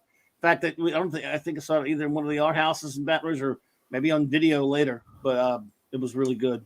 John Sayles movie. Streets of Fire didn't like too much. A lot of people. It's kind of a weird one. Walter Hill was a good director and everything. City Heat was out that year too. Wow. Oh, I can't remember now. I thought No, I don't City know Heat this was one. later, but I don't know know that this one. Oh, Top Secret. Yes. Top Secret. Yes. Saw that in New York Yes. also. Oh Yeah. God. It The doesn't get much airplane better guys. with Val Kilmer. That was in funny. that movie. Oh my God. And then it's just so freaking Nightmare on Elm hysterical. Street. Yeah, that's Nightmare on Elm Street came out that year, the first one. Never Ending Story, which is still going, obviously. Yeah, I'm still going. Yep. Hey, David Rayborn's here, and so is Steve Mitchum. Hey, David. Yo, Hey, Steve, what's Steve. up, bro? Dave Mitchum and Steve Rayborn here. Oop, got him back up. Cherry 2000 was that year? Jeez. There's Conehead the Destroyer. Hear the lamentations of the women. Nah, that wasn't the first film. This is the second. I know, but that's my favorite I quote know. from those movies. This wasn't as good. Conehead the Destroyer wasn't as good. The Karate Kid, yeah, which gave us Cobra Kai, which is probably one of the few great new things we've gotten. It's great. You know, they had to pay DC to use that name. I always get a kick out of pointing that out. Does it say in the bottom, like, Yep. DC? It says in the credits. In the credits, yeah. They had to pay DC Comics to use that name. Natural. Yeah, that was pretty good. That's good, yeah. Especially if I you're like a The sports Natural. ball fan, yeah. What else was that? But this list needs. Red Dawn, yeah. Yeah, Red Dawn was all right. I mean, I hadn't seen that. It was okay. Wolverines, I love now. Well, for me, I was in high school. Then that was a would watch- kick-ass movie. I don't want to see the remake. That's for sure. No, don't Gremlins. bother. Oh, Gremlins. Anyone got some water? Gremlins. I loved Gremlins. I thought it was a terrific movie. It was almost a little too scary for me, though. As everyone knows, I don't like violence or gore. So it's yeah. Wasn't That one's violent, that one's almost a little bit too much for me. But yeah, well, the blender or not the blender. Not the blender scene, the microwave scene scene, right? Yes. was terrible, just awful. Oh, Yeah. Buckaroo. Well, You got Buckaroo in there. I have Yeah, that post. I have that one sheet. I love that movie. So I'm unnaturally obsessed with that movie. think how imaginative that movie was too. Yeah. Oh, Not it was Doc scary, Savage. Jill. Not scary like that. I use the word scary, but it's actually that I don't like violence or any type of gore. Scary, I don't What's mind the at gore, all. right? I really enjoy gothic horror because it all happens in your mind. It doesn't happen on the screen. Right. So yeah. you weren't there for opening night for Saw. oh geez, no, there's no way I could ever watch that. Yeah, I never saw it myself. But like that kind of stuff, I used to, when I was younger, it used to not bother me, and then after a while, it was like I just didn't want to see it anymore. With the extreme gore, even though Mm-hmm. That's right. Greystoke came out as well that year. I remember that. Yep. Yeah, the champion. What is this list? Ghostbusters number 2. They've got. What is this list? What is it? What's number 1? Classic Rock Time in America. No. What is this list? They had Sheena on there. It has no credibility. That Judd and Sheena on there. Yeah, can't have Once in a Time in America. I mean, not as number 1. Let's see. Total Recall, I think, is great science fiction. A lot of people, David, don't consider it science fiction, but it is 100% science fiction. And I do have to cover my eyes for a good many scenes. Just really, I can't handle the gore, but the story is so good. Ranking? I love that story. Don't you think Total Recall is a great movie, David? I love it. Oh, it's great. Yeah. Oh, Blair was then too. Yeah. Wow. Cannonball Run 2. All the movies that came out that year. This is 34th. It was this 35. I miss all the Cannonball movies. The Cannonball movies were so fun.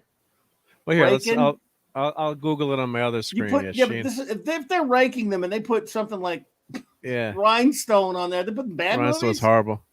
Yeah, you want a list of all movies in 1994, right? Yeah, believe it or not, Jill, a lot of people consider it an action movie because it has Arnold Schwarzenegger in it, which is totally unfair. And I don't know, I didn't hear that until the internet as well and social media. And I also think that's crazy to call it an action movie. It is science fiction, but that's the internet for you, Jill. I love it. I mean, I love Total Recall. Yeah, yeah, me too. Definitely a sci-fi movie. Yep.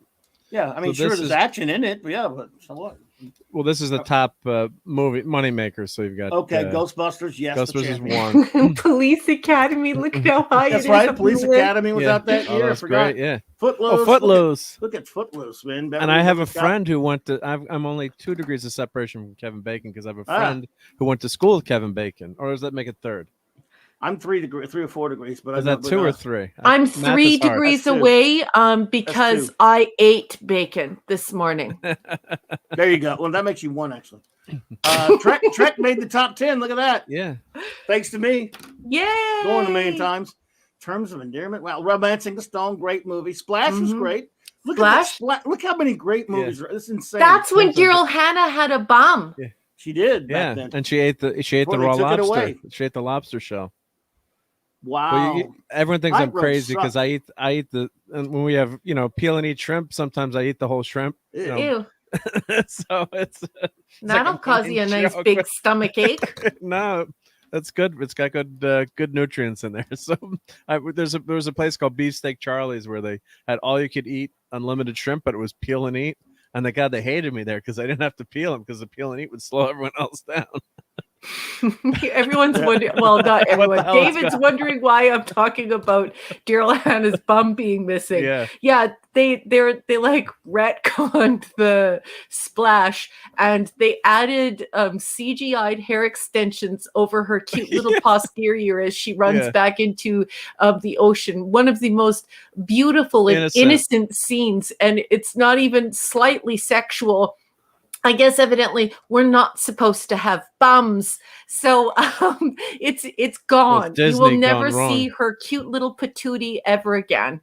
Well, unless you have it on DVD, the real one. Unless yes, the real cut. You can Google it. Yeah. Look how many of these movies. Look how Terminator was only at 21, and that's extraordinary. Well, I don't think the first one. Yeah, the first one didn't. Silkwood was incredible. Well. Silkwood was such a great movie. But Greystoke. What I was gonna say was about Splash. What was important about Splash was Disney was in huge trouble back then. Their stock was tanking. Yeah, people were talking about Disney going out of business, and Splash in some ways helped to save Disney because they had a bunch of crummy movies. And they hit with the Little Mermaid, came shortly after that, and then they had that great series of fantastic animated movies. I remember seeing the Little Mermaid in the theater. I mean, very well done. The songs and that saved Disney when they had that streak. Let's see here. Splash was good. I mean, I love so many Greystoke. solid and great movies. Greystoke, which I liked a lot, had some things wrong with it, but Yeah. Revenge But I of the was just Nerds, happy to see it on screen. Like I was totally blown away because, of course, I read the books, and so I was. they were pretty faithful Yeah. for the most part. Yeah, and people hated it. They were like, "Oh, it's not very good." I loved it because when I don't know, it was just a special time when people were trying to make movies that were just outstanding, and I knew that they tried to have fidelity, and of course, I love Tarzan, so and it was great. Tarzan was such a great book to read when you were a kid, and to see it on screen was just fab. Hey, Rod. Look at this. Rod Look at this Thunderheart, list. what's up, buddy? Hail, Rod. This list is incredible. I mean, Bachelor Party, that was a fun movie. Tom Hanks. All of Me God, was that a was really great. good lovely Steve Martin film with Lily Tomlin. That's a great movie. All of Me was terrific. Yeah. Sudden Impact. Oh, we got a Dirty Harry movie. How did Sudden Impact not do as well as Tightrope? That's amazing. Yeah. And that's got the catchphrase, that's got the famous "Go ahead. Make my day." I didn't realize that was 84. Yeah. Are they sure that was 84? Yeah, because Reagan would use that line all the time. I liked Greystoke. Lambert is a better actor than he gets credit for. Yeah, I liked it. I mean, Last Starfighter, there you go. Places in Heart. Silkwood, I remember going to see that. Silkwood was amazing. Silkwood was a terrific movie and just absolutely outstanding. They're messing Cannonball Run 2. I love all the Cannonball movies. I don't care what anybody thinks. I love the Cannonball movies. They were so much fun. Scarface wasn't 84. Scarface number 32. Was Scarface 84 though? Are you sure? I don't know. Well, here I'll click. Or maybe it's a holdover. Let's see. No, it says that's a 1980 movie. Release date. No, 1983, December 9, 1983. Holdover. Okay, I didn't realize that yet. Well, December 9. Yeah, so the end of the year. Yeah. But yeah, think of that. Scarface is the number 32 movie. Well, that's good because in part of the year, the Woman in Red with Gene Wilder, Moscow on the Hudson with Robin Williams. Yeah. City Heat. Amazing. Burt Reynolds. Was that with Billy Crystal? No, City Heat was Burt Reynolds. Never Cry Wolf. Oh, that was such a great movie. Oh, my favorite, Clobby. When Yentl comes back to theaters, we got to both go see it. I'll see you there. Not Missing in Action. That's okay. It's not worth the commute. Hot Dog the movie. Oh, that's another great one. Oh, Hot Dog the movie. Was it? All right, yeah. So Hot Dog the movie. I had a friend who had a Translux Cinema card. Don't tell me you went to see that. Oh, I went to Hot Dog the movie. Oh, that was great. That's with the guy that was in the Dr. Pepper commercial. What the hell's wrong with you? Oh, that's Mark, why do you do this to yourself? So bad. It's one of the best teen movies of all time. So my buddy had like a Translux Cinema card because his grandfather worked for the company. Like you can get into any movie free, but it was 18 or up, so we're only 16. So we all got in. But then as soon as he showed his card, the girl's like, well, let me see your ID, whatever. So he had to like ask, what you did back then, you'd like go back and you'd ask a guy like, hey, can you say you're my dad so I can get into the movie? So we're teasing him because there's this gorgeous girl in the movie. Late and we're like, oh, buddy, hey, you missed the scene where she was topless. Or sorry, you got to go back to see it. It's like one of those inside jokes. Yeah. Captain Skywalker, what's up, dude? Yeah. Oh God, you devil! That was a great movie, George Burns. That's like the third. Oh God! But now here's Uncommon Valor is one of my favorites. Yeah, what gets me believe that one of the worst Eddie Murphy movies ever. He's barely in it. Best Defense was terrible. Even Dudley Moore couldn't save it. Yep. But yeah, if anyone hasn't seen Uncommon Valor, it's a fantastic Vietnam era movie. Yep. Yeah, Dune's number 50. Wow, I saw Lassiter. I saw that. Amadeus should be number one. Amadeus should be the number one movie of this year. Box office, though. Yeah. Who's Lassiter? Was that Tom Selleck? Was the last? Yeah, Lassiter. I saw that at the theater. Blame It on Rio was the Michael. Yeah, Michael Caine movie. Caine. Yep. Oh, that was a little scandalous. That was pretty scandalous film at that point. Yeah. Wait, let's see here. Ice Pirates. Ice Pirates suck. Supergirl. Look how far down Supergirl is. Not even the Comet. Oh, Children of the Corn. I saw Supergirl. Terrible. Yeah, that was a good movie. Children of the Corn horror. Starman's way down there, and that was actually okay. Yeah, and did they make a sequel to that? Big Chill 65? No, Well, I mean, that's dude, gonna look be at a all the holdover, heavy maybe. hitters ahead of it, though. Oh, it Yeah. was released 83. Okay, so that's a holdover. Yeah, but look at all the not only that, there are a lot of heavy hitters on Yeah. there, man. I mean, you know, it's, But it made total, yeah, but most of its money was made here. So this column here is Made the the year total before. gross. Yeah, so Right. because that was a huge movie, The Big Chill. Tank, there's Tank, yay, Tank. Tank, yeah. Gorky Clark was good. Cotton Club Dreamscape was good. Dreamscape was a weird film, but it was okay. I like kind of, you know, John Carpenter's Starman was all right. I mean, didn't do great business, but you know. The My Rescuers. goodness, I haven't seen these. I'm not a geek. I'm a nerd. So I'm not a film buff, and I haven't seen these names in years and years. It's Christine unbelievable to me. This list is just unbelievable. It's like a walk down memory lane. That's why I love doing this kind Bounty's of stuff. 89. Wow. The Bounty. What they don't do. I mean, there were a lot of big movies. 8 million. That's a great movie. A Body Double. That was pretty good too. Again, like you said, William a lot Hurt. of I think that was William Hurt in Body Double, wasn't it? That's right. And, that was a good, wonderful Kathleen Turner. Woo! Yeah, that was a smoking movie. That's Dirty Rotten 87? Scoundrels, David, is one of my favorite movies of all time. No, but just David's talking about it in the chat. It's one of my favorite movies of all time. Right up there with The Three Amigos. But I mean, when Ruprecht is sitting at the table, can I go to the bathroom? Thank you. It's such a great movie. When movies were great. When you look at this, that's Johnny Dangerously. Johnny Dangerously, yep. Michael Keaton again. Batman. Iceman. Iceman. Nightmare on Elm Street's way down there, but that must be a holdover. But it made 25. Yeah, it's a holdover. Yeah, so if you look at when the Hard totals, bodies. yeah. Oh, that was Pope of Greenwich Village. Look at that, The Razor's Edge. That was terrible. Even we walked out of the theater. Claude and I walked out of that, went in and watched all of me. Philadelphia Experiment. There's look how far down Buckaroo is. Wow. The Right Stuff is a holdover from 83. Yeah, 21. Yeah. That was a great movie. Yeah. 21 million total. Yep. Christmas Story is a holdover. Yeah, that did pretty well actually. 20 million for back then. Yep. And then the Philadelphia Man Who Loved Experiment. Women, was that a Gene Wilder movie or was that a Mel Gibson movie? I forget. Wasn't that Burt Reynolds? I don't remember. The Man Who Loved Women. I thought that was a Burt Reynolds movie. I don't remember. I'm curious. It's Burt Reynolds, yep. That would have been a real stinker. Yeah, it was a weirdo. I didn't go see it, but I love Burt, but you know, he should be driving a Trans Am. Yes. That should be his only job is driving a Trans Am or playing.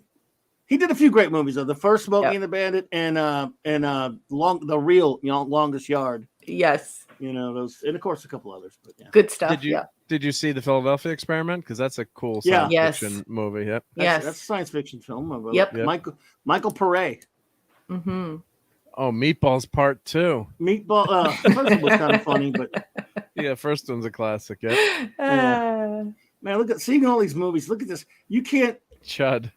The Joy of Sex. Oh my goodness. All right. Star 80. Oh my gosh, you guys. That was the movie about the model that got killed, right? Yeah, the Down Cena model. Dorothy Stratton. Yeah. Eric Roberts is in that. Mm-hmm. Yeah.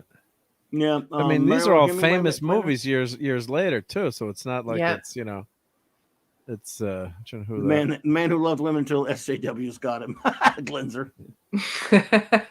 And this is Spinal Tap. Is that what Glenser just said? Yeah. The Man Who Loved Women. Why is Look, they got Return of the Jedi because it was still playing in theaters at the time.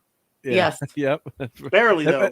I try to explain this to people and they just don't get it. They don't understand that things actually used to be in the theater for a really long time. Star Wars was well over a year, so it was Raiders, and Empire and Jedi. At that point, they were starting to not stay quite as long because we were getting closer to home video.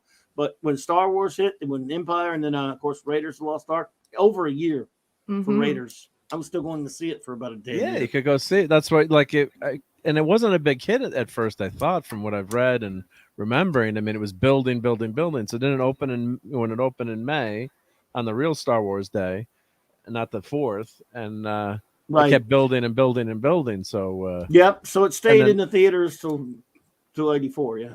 were there less movies back then, or it just Look seems how like many movies around movies for there. Look at that list, dude. No, but that's a huge list. How did they That's stay? way more. Yeah. When you get down this level, you're getting a lot of the holdovers from the year before.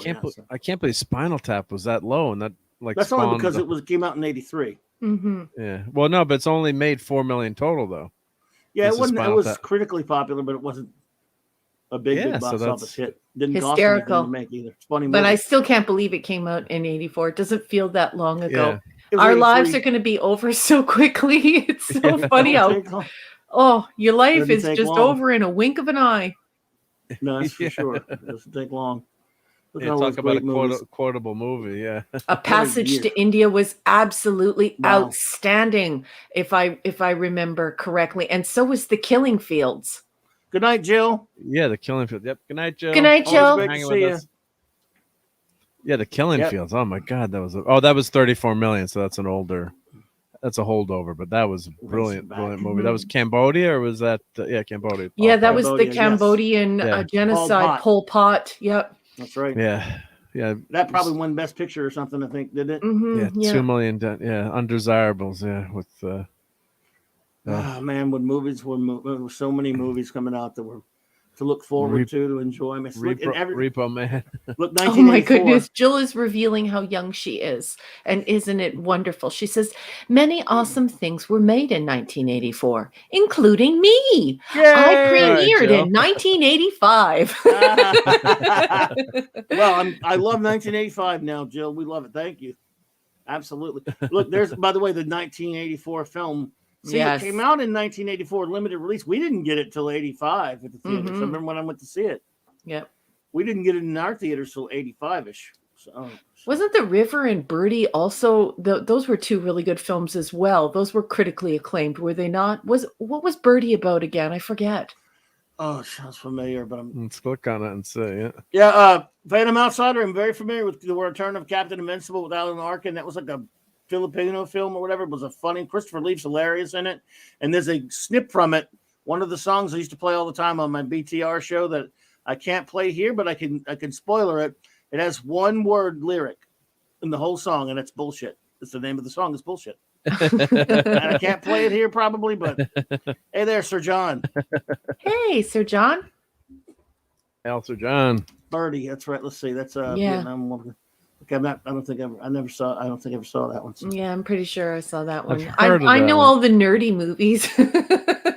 This is And- awful. And The River Repo was Man. supposed to be really good Oh! as well, I think. This is one of my favorite movies of all time. That's that soundtrack. I was that song. The girls would turn the color of an avocado. And the Pablo Picasso, whatever, calling asshole. Yes. Yeah. is from this brilliant soundtrack. This is a great movie by Alex Cox. I love Repo Man. And look how much No, you don't. It made Eric almost says your favorite movie is $129,000. Beaches. How is it that well known You know- for making $129,000? Well, That's because it was a amazing. very small film, but it did well in cable run and things like that. Must and have then been VHS back- and stuff. VHS, I guess, right? You know, Eric, I'm going to stop confiding in you if you're going to keep blowing my secrets all over the place, dude. Jesus Christ! Thanks for the super chat, buddy. VHS. Hope you're feeling better. Yes, honey. Yeah. Oh, shit, Eric, man, the man of bronze. That's awesome. Yeah. No fear, the man of bronze is here. Let's see here. Wow, that's amazing. 1984. I mean, That's a damn good year. Come close. And It was a good year.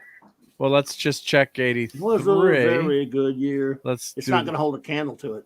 No, yeah, Not even close. Good stuff, some of it, but but it's not as good. wow, War yeah. Games. Look at that. No, look at that. Just go to the top. It's still 10 for a pretty good. second. Yeah, I top loved 10, yeah. Flashdance. I thought that was such a great movie. And then we all found out that Jennifer Beals never did any of the dancing. Yeah, and she we were did the all dancing. crestfallen. I want a Yeah, but refund. boy, those water splashing scenes, though. Woo. Yeah. Yeah, they were tons of fun. No surprise with Star Wars being number one that year, Jedi. But Gandhi that was Tootsie's a so movie. good. Tootsie was a lot of fun. Is it true? Did they say like Bill Murray, who was hilarious in Tootsie, didn't even get credited? Didn't even credit him. I didn't know that. Flushdance, Trading Places was great. War Games was Yeah. great. Love it. Yeah. Yep. Shall we Octopussy. play a game? Yeah, and a great Bond movie. Was not we went the to see of that Bond movies. We went to see that for my birthday in June. Yep. So yeah, June 10th. All right, that makes sense. Yep. And that was the line that well, I won't say it again. That my mom said. You heard me tell that story, right, Clobby?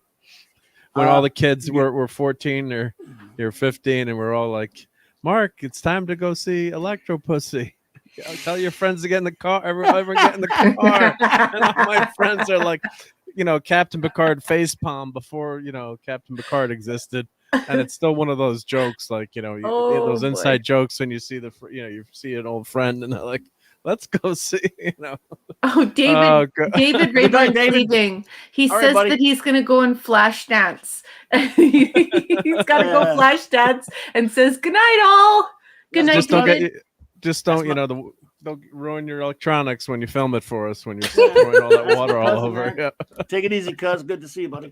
I thought Tia Carrera actually got naked and showed it in Little Tokyo. Well, now I want to know. Let me know. I mean, that's terrible. Sadly, it was a body double. Oh, well, because Tia was pretty lovely. Let's see. Look, at least Superman 3 didn't make the top 10. National Post, Lampard, Mr. Mom, Risky Business, Staying Alive. Glenzer saying, been a welder for over a decade. Never seen anyone who looked like Jennifer Beals. So. I have. I know a couple of welders that are females, and they're women, and they are absolutely gorgeous. We'd have to be in great shape to do that kind of job. So yeah. Mm-hmm. I guess maybe we got to send them Glenzer's way. Yep. And look at the year to have a woman in trades, and they say our movies were not progressive, right? And and there she was, a welder and a top dancer, and 1983, and women in trades in 1983, and no one had to hyper moralize about it. It just happened, folks. It's all made up. It never happened. Women never happened. I mean, it was part of her character. I mean, they definitely mentioned it, but it wasn't like. But they didn't make a big deal of it, I guess, is the way. It was just part of her character, and that's what they like to talk about. So, yeah. 48 hours and 12. 48 hours was one of the greatest. I love that movie so much. Yeah, one of Eddie Murphy's greatest. Nick Nolte is great. Never Say Never Again. I actually liked a lot too. It wasn't sort of like Connery's in it. It's sort of an unofficial Bond film, a remake of Thunderball, but love it. Gandhi, that won Best Picture. Jaws 3D, Jesus.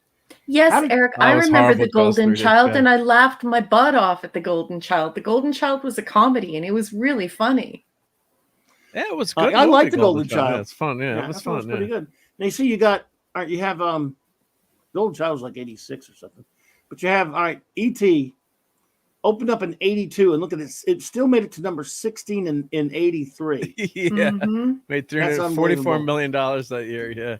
Because that's pretty big because it was probably number 1 the year before.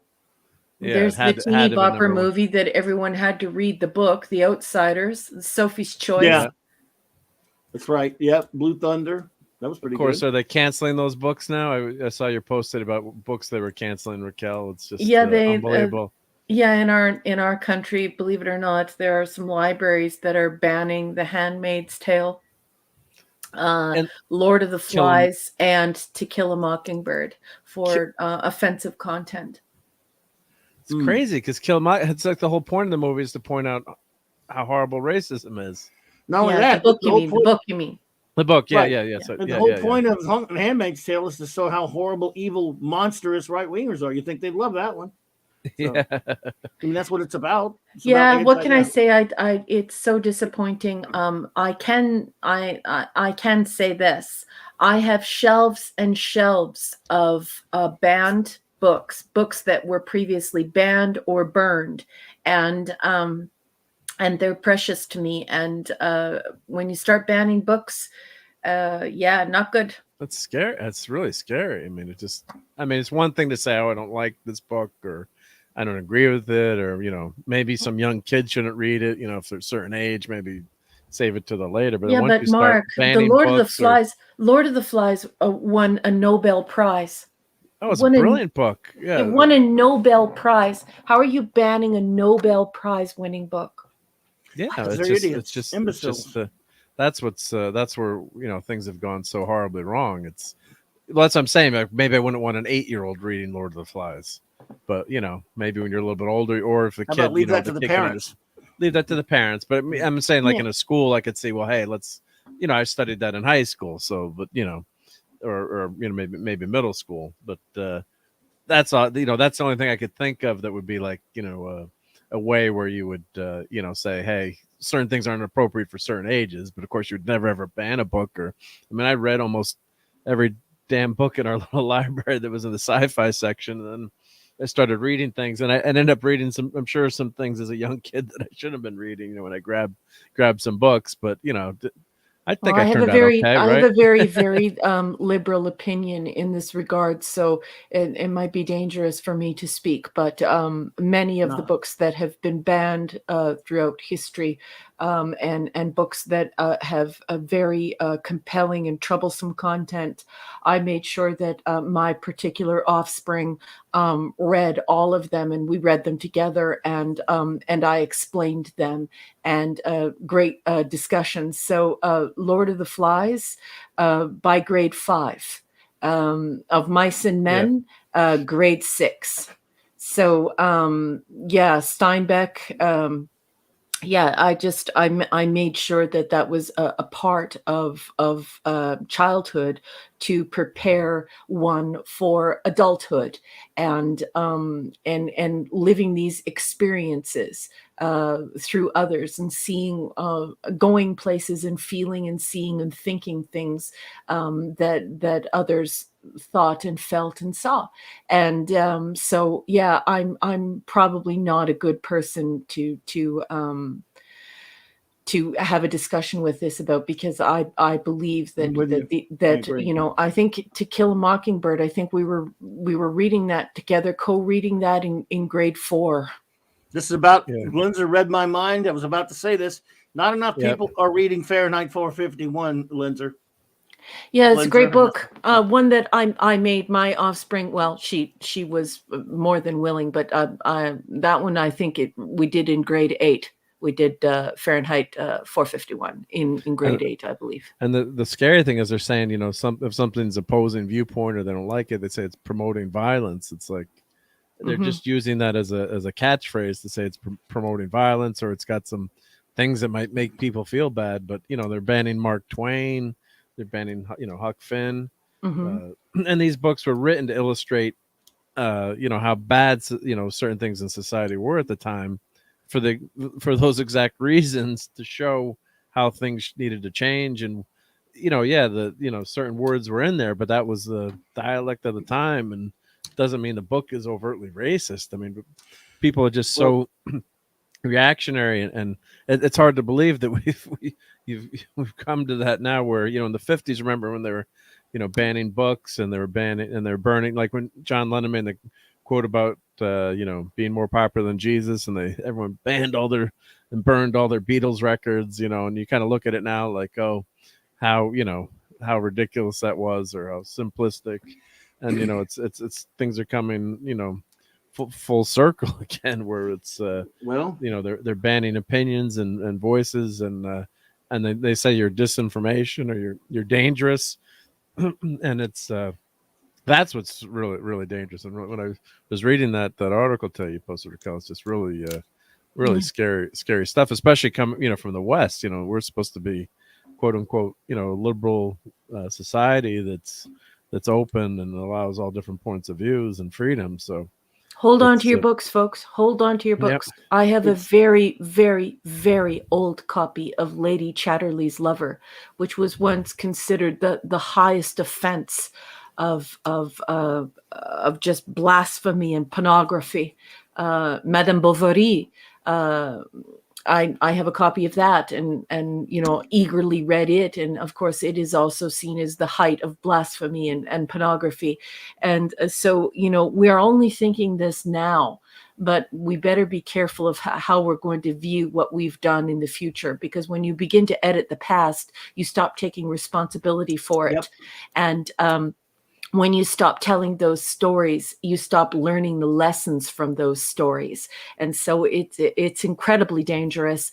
And I fully support young children reading Lord of the Flies, To Kill a Mockingbird, and The Handmaid's Tale. I believe that all children should have read all three of those books before they get to junior high. So before grade 7.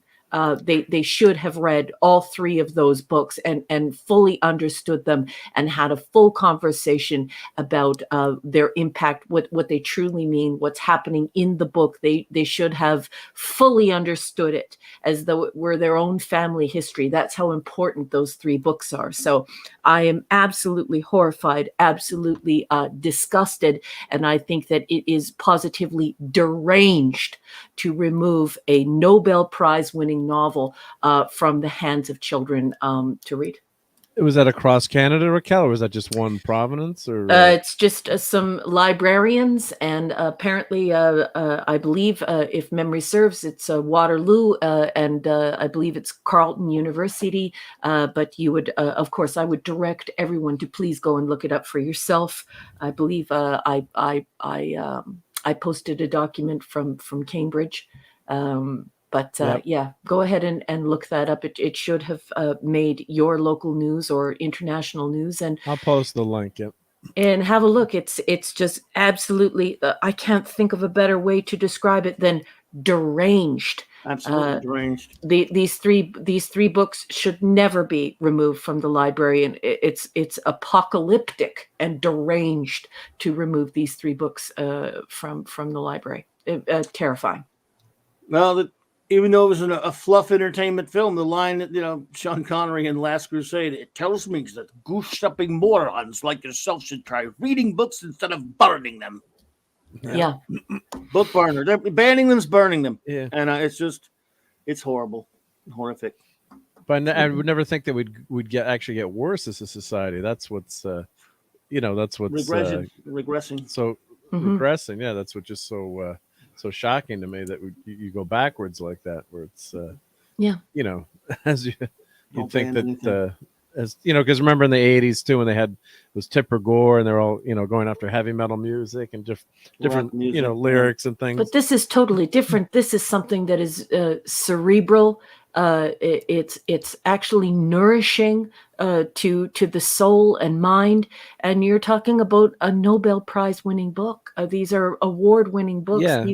These are cerebrally nourishing books that every single person should have read before they've even finished puberty, and now they want to ban them. And so it's terrifying to me. Every young girl, every young boy should read The Handmaid's Tale and Lord of the Flies and To Kill a Mockingbird. Buy them now, folks, before they're gone. 24 hours before they did that to Dr. Seuss. I told everyone, I warned everyone, and the book went from $17 to $17,000. Of course, I jest, but pretty close within 24 hours. I warn you now, folks, clutch those volumes if you have them, and get a copy now before they're gone, before they begin moving against these books. It is a terrifying proposition, and I urge you to move now and secure physical copies of those books. What I was going to say with the going after rock music or heavy metal, it was that movement kind of got squashed, and what did come out of it, I think, was labels, which I think are fine. It's fine to label a record. Excuse me, if it's just so parents know, if it's the movie rating system, and that we kind of moved away from that for a while, with that, going after certain things in society, and was more, quote unquote, liberal. There's always been, culture, quote unquote, culture wars and things like that about what's happening, but there was really no huge, massive movement that I can remember after that whole, rating system in America kind of got squashed. They were blaming certain things that they were listening to the song. It was Ozzy Osbourne, who I'm a big fan of, wrote a song about alcohol, saying it was cause I'm just going to use the words that are safe to use now, like self-inflicted harm, I guess you can say today. And they were blaming that on Ozzy, and he said, I wrote the song because alcohol is so destructive, and it was slowly killing himself with alcohol. So that's what the song was about. It wasn't, glorifying things or, you know, telling kids to go do X, Y, and Z. So that's, but now it's just with this whole quote unquote PC movement and trigger warnings and, everyone's offended by, some certain little slights that they hear. And it's, comedians, how can you be a comedian today? I mean, you're going to offend people. And it's, when you look at that Dr. Seuss book where you said they got banned, I looked at the photos and I said, I didn't think anything was really that, that bad. So I have family that's Asian. I said, did you, on one side, I said, do you think that was that bad? They're like, no, I didn't think that was that bad. I mean, maybe you wouldn't do that picture today, but, it wasn't like it was this, picture making, overt fun of people. It was just but so the idiosyncratic feelings that are expressed by individuals, their level of discomfort in the imagery are immaterial to maintaining the book as a part of our library, as a part of our history. And so I think the thing that I find very troubling about it is that it halts discussion. And it gets rid of the evidence and it halts discussion. So even if you were completely against the images and the images were highly triggering for you and highly offensive for you, all of the more we should be seeing those images and we should be discussing those images. Exactly. Absolutely. Not banning those images. No, so don't ban anything. Just don't ban it. Just don't ban that sort of thing. It's not a good idea. I think that I cannot say that, you can't ban anything because, maybe some things should be banned. I don't know. Or restrict. I think restricted by age for certain things. With ideas, is okay. Though. I mean, in other words, you should be able to make it, put it out there, and let parents and other organizations decide. For example, if you're a store chain or whatever, you decide you don't want to carry a book, fine. If you're if you're a library, it's different. But if you're a private business or something like that, or your parents, you don't want your children reading a certain thing, fine. Yes. But when I say don't ban anything, I mean I don't want governments banning any ideas, whether I like them or not. Yes, and I totally agree with you, Clobby. I just want to make it clear for the folks at home that I do think that there are some things that shouldn't be said in public and shouldn't be cultivated within the public discussion because it can be quite dangerous. But I think we've reached a point in society where there's just so much extremism that the conversation has become completely irrational. Now if the Handmaid's Tale is on the chopping block and Lord of the Flies and To Kill a Mockingbird, if these books are now on the chopping block, The Color Purple's next. Yeah, what's next? Yeah. Yep. And because somebody will feel triggered Farms or next. Yeah. Are they canceling Handmaid's Tale? 1984 was, but didn't Amazon or something take it off of Kindle or whatever it was? Well, they took what it turned out to be was they took off an unauthorized edition that someone was selling. I believe that was I think when you dug it, but it did get pulled. It did get pulled, but then right. But it's the soft cancel culture that is also really super dangerous here because, of course, in when you're talking about universities and you're talking about libraries, you're talking about people who have studied library science who are curating what we read and what our libraries are filled with, what our universities are filled with. So if they elect to not choose Brave New World, if they elect not to do Animal Farm 1984, if they elect not to do Atlas Shrugged or any of these books or Handmaid's Tale, let's have them from the left and from the right, both represented.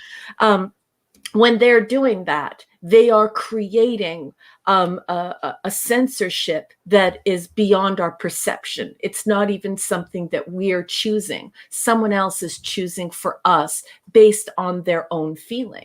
And I think the danger here is that through self-publishing, we've allowed individuals to elect themselves as speakers for entire segments of the population, entire races, entire religions, entire pockets of the population. And they do this without being elected, and no one elected them. And then suddenly bots and trolls and other people move on that, and they create some type of a movement behind it. And it becomes very dangerous when you start removing Nobel Prize winning books from your reading list, and librarians are going along with it. You know that you're in a dystopia, and I am not one to be speaking in hyperbole. Certainly, banning books isn't unprecedented. Of course, we've had this throughout history, but now we're talking about edifying books. These are not politically charged books that are strictly propaganda in nature. They're not dangerous towards anyone. They're books that make you think, and they're books that society has agreed are fundamental in expressing the human condition, fundamental in expressing our intellectual and emotional lives. And now we're going to ban them. That's dangerous. It is very, very dangerous. Yeah, someone had mentioned Obsolete Man, which is actually, that amazing Twilight Zone episode with, is it Burgess Meredith, who's the, invites the head of the state to his house, and I won't say what happens, but it's a must-watch Twilight Zone. Yeah. Just showing how censorship and suppressing the human spirit, can never really work. But it's Raquel is 100% on the mark. It's just what happens next. I mean, are they going to cancel The Handmaid's Tale on Hulu now? Maybe we shouldn't watch it, or some of these shows, or it's very chilling. And what happens too, as you mentioned too, Raquel, there's a chilling effect of what you're going to say and think about. Mm-hmm. There's it limits free speech, and that's it does. What some Supreme Court judges have also, and I think one of the recent decisions, one of the justices said too, that it's not just the banning of speech, but it's also the chilling effect that occurs when you regulate speech too. So for now that's been protected, but imagine if we didn't have the First Amendment in our country, where and most countries don't have that, that kind of that Bill of Rights that we have, where I don't want to, there's you can debate about hate crimes laws and those kinds of things in terms of speech, where I would but never. What if we don't debate them? What if we just used them instead of social media? Social media cannot be used as the place where hurt feelings establish the cultural norms of our society. We do have hate speech laws, and if we are going to do away with anything, we should try it through the law. Everything that we feel is guilty deserves to have its hearing in court, and to make sure that there is a preponderance of evidence that it is indeed harmful, and we should follow that letter of the law that we all agreed upon, instead of taking it to the trial of social media, where the only thing being tried are feelings. We need to try the law, not feelings, because if we ban everything that just makes us feel bad or makes us feel uncomfortable, we're going to be left in a rubber room with nothing around us but a padded cell. That's why I hate the terms hate speech personally. Yeah. Mr. Grant Gregory, good to see you, dude. Oh, you got a hello, Grant Gregory. Thank you for the 20. Wow. I think he's from Aussie. So is that New Zealand, or is that? I think it's I think it's down under, but for the 20, I don't think dollars is the proper term. So I'm sorry, but thank you for that, Mr. Let us know what that denomination is. That'd be fun to know. Yep. Because I've never gotten that many. I haven't gotten that many super chats, so I don't really know all the different denominations. Oz is good that's for Australia. They love it. It's very cute, and they don't mind being called Kiwis. Well, that's thank you, if they're from New Zealand. Well, Mr. Grant Gregory is a good dude. He has a channel. I don't have a link to it up there, but if we can find it, I think he has. Oh, that's a South African rand. But we hang out with. Okay, thank you. And we hang out with him all the time on Nick's comics. I will see you on the Nick's show tomorrow night, sir. Thank you so much, man. It's good to see you, buddy. Thank you. So there you go. And Narada Max Vanderbeer's here. Hey, Narada. Hello. And Steve Mitchum's got a good comment. Now we have compelled speech. Never before have we compelled people to say what they're told to say. Yeah. We hate being called Kiwis, he said. Oh. Every New Zealander that I've ever met has always told me that they prefer to be called a Kiwi rather than be mistaken for someone from Australia. Okay. Shows what But I I'm know. Canadian, so in Canada, I live very close to the Rocky Mountains. I'm on mountain time here, and we have many people from New Zealand and Australia working here in our mountain parks. And then, of course, we send our people to go and work in their mountain parks. So it's a bit of an exchange program. So perhaps they're just overly affectionate with me, Mr. Grant Gregory. Okay. Well, I'm learning things I don't know about all those different names there, but I thank you for that, both Mr. Grant Gregory and Hungry Boy, for helping us with that, because the more you know. Yes. New We Zealand. all need to learn. So yes, yeah, there's a bit of a rivalry go. between New Zealand and Thanks, Australia, Eric. and they don't like to be mixed up with one another. New Zealanders, some of them appreciate being called a Kiwi. They don't like to be called Australians, and many Australian friends that I have very affectionately refer to their country as Oz, which I think is quite cute. Well, there's no offense. Thank you, Eric. By the way, there's please sub to Mr. Grant Gregory's channel, and there was no offense meant. This sounds like that gets into the Ohio State Buckeyes, Michigan Wolverines rivalry. You don't want to mess those people up. No, it's a dangerous one. Yes. Yes, Captain Deckard Spock. I'm trying to explain this to them. Yes, you don't want to do it. Just don't. Fair enough. Yeah, that's right. You don't conflate Buckeyes with Wolverines either. Never. You don't do that sort of thing. But it's a very serious topic, and I hope everyone is aware of it, because it's a very insidious thing that is getting worse in our culture, that where you have this trial of feelings, and these unelected folks who begin to speak for all of society, and then it's all but decided before you even have a chance to wake up and have a coffee in the morning, and you didn't even get to vote. And the reason being is these people are not elected, and they didn't try it through our conventional systems of deciding whether or not something is good or bad. So if I can offer any advice to folks, is don't play into the feelings Olympics. Make sure that the people who decide these things, we've elected them. We've all collectively decided that they speak for us. That's number one. And then number two, we created the law for a reason. Let's try our ideas in the law. And if you cannot meet the preponderance of evidence in a court of law, then perhaps you should just keep your feelings to yourself, just like everyone else does. So it's a lot of feeling. It's a lot of raw feeling. Yeah, and the other thing there's places are banning too. They're banning Shakespeare from a lot of English departments. It's like, how can you ban Shakespeare? And they're saying, well, he's too white, he's too male. Mm-hmm. Yes, Socrates as well. They're getting rid of Plato and Socrates as well. Bastards. It's some of the greatest they've ever written. So timeless, and maybe it's better than the original Klingon. But I mean, how do you ban Shakespeare? I mean, it's the foundation for. Well, maybe they'll leave it. One of the they foundations. They won't ban it in the original Klingon. They'll just ban it in English. So yes, it's true. You're right. But it's scary. It's really scary. Absolutely. Hey, Snail Messiah, good to see you.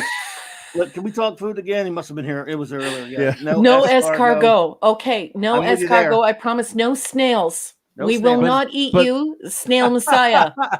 But they're so good with garlic butter. Listen, don't talk about garlic butter around the Snail Messiah. It's terrible. Well, I'm Swiss, so that's one of the staples of the diet is escargot. As we would joke from the Three's Company, escargots and filet mignon was our line. Mr. Furley asked Jack, "What are you cooking tonight?" Oh boy, Mr. Furley. Mr. Furley. I hated that line in Trek 6. You have not experienced Shakespeare until you've read him in the original Klingon. I wanted to punch Nicholas Mayer in the throat.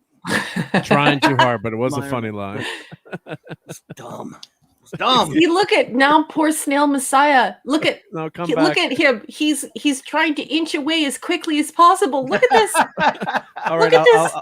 He's in panic mode. What have you done? Lobster. Put away your garlic butter, Mark. I'll have lobster instead, because I don't care. Or too close of a relative. Put the garlic butter down, Mark.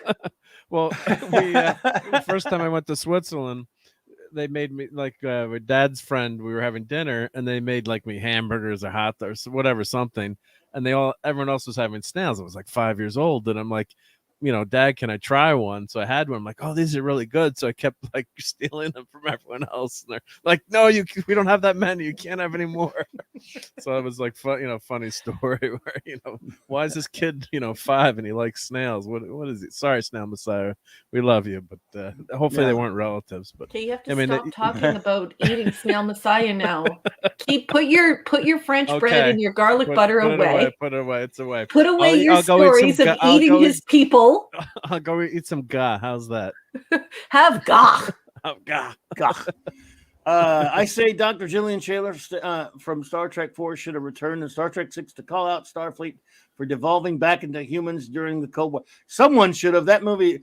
One day we're gonna do a show. We might do it on the Clobby'S Clubhouse called Unpopular Opinions. One of my most unpopular opinions is how much I dislike a lot of what's happened in Star Trek 6. We covered it a couple of months back when we reviewed the movies. When I have just all that Cold War crap. I have a lot of reasons that I have a lot of problems with Star Trek 6.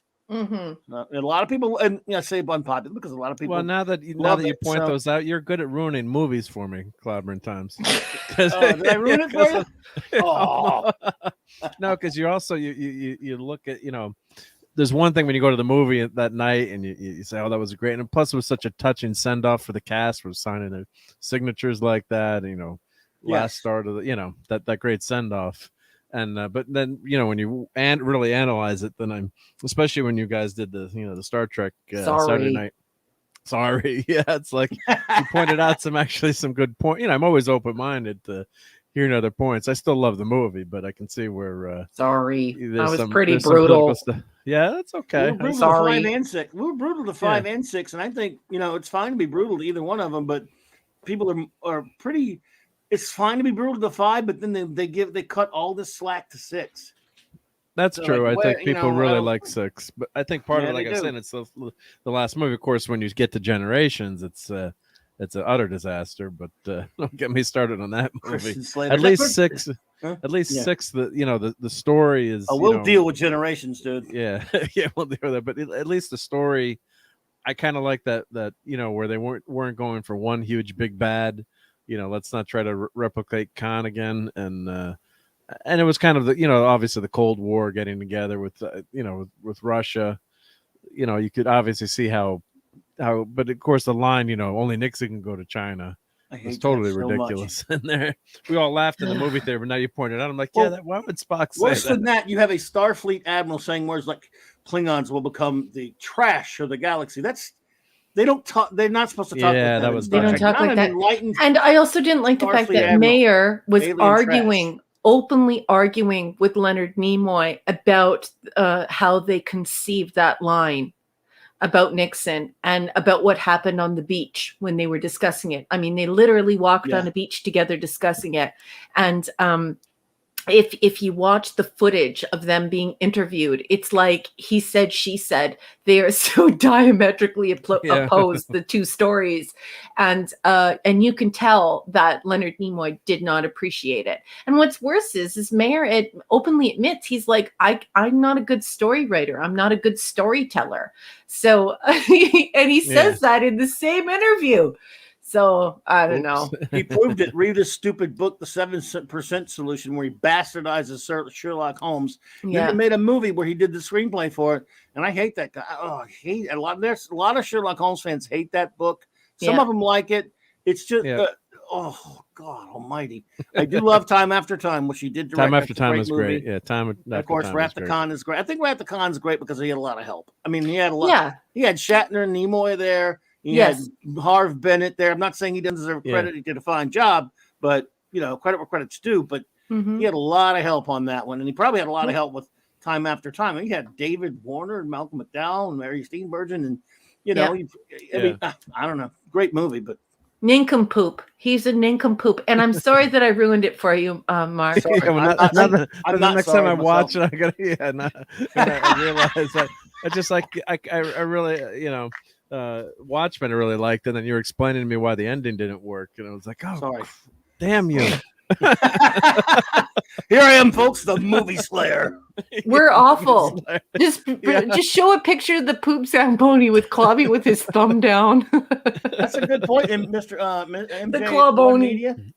Yeah, MJ Media. That's a very good point. You know, not to mention the Starfleet admiral who called Klingons, they said the alien trash, was of African descent. Yeah. His ancestors were called that. So it was yes, an enlightened Federation member who was an admiral in Starfleet would not say something like that. But that's what I hate about agenda writing. They will go against all logic just to get their point across. They needed a character to co-conspire to assassinate the chancellor and the president and all that stuff. So they took a Starfleet admiral, the bad admiral trope, and they had him speak completely out of character for any Starfleet admiral. This man was a good admiral. He was in Star Trek 4. I hate them doing that to Admiral Cartwright. It was disgusting. Yeah, because when you could have seen like Kirk had that motivation if they had someone who had been killed by Klingons. Like that too. But but I'm saying if you had someone who had been killed, not a like a racial animus there, but just more of a hatred over what had happened in war, then it might have been been a little more palatable in terms of having someone say, oh, I've been you killed my family, now prepare to die, kind of thing. Hey, it's versus Courtney. Versus someone in the future like that where you'd think you'd be beyond racism like that. He killed which was Roddenberry's vision, right? Right. I mean, look, it's one thing to kill the guy who just killed your son, Krug, which he did. I've had enough of you. But then to hate the whole race for it is so not Star Trek. And it's not, and it's not Kirk either. That's just not Kirk's behavior.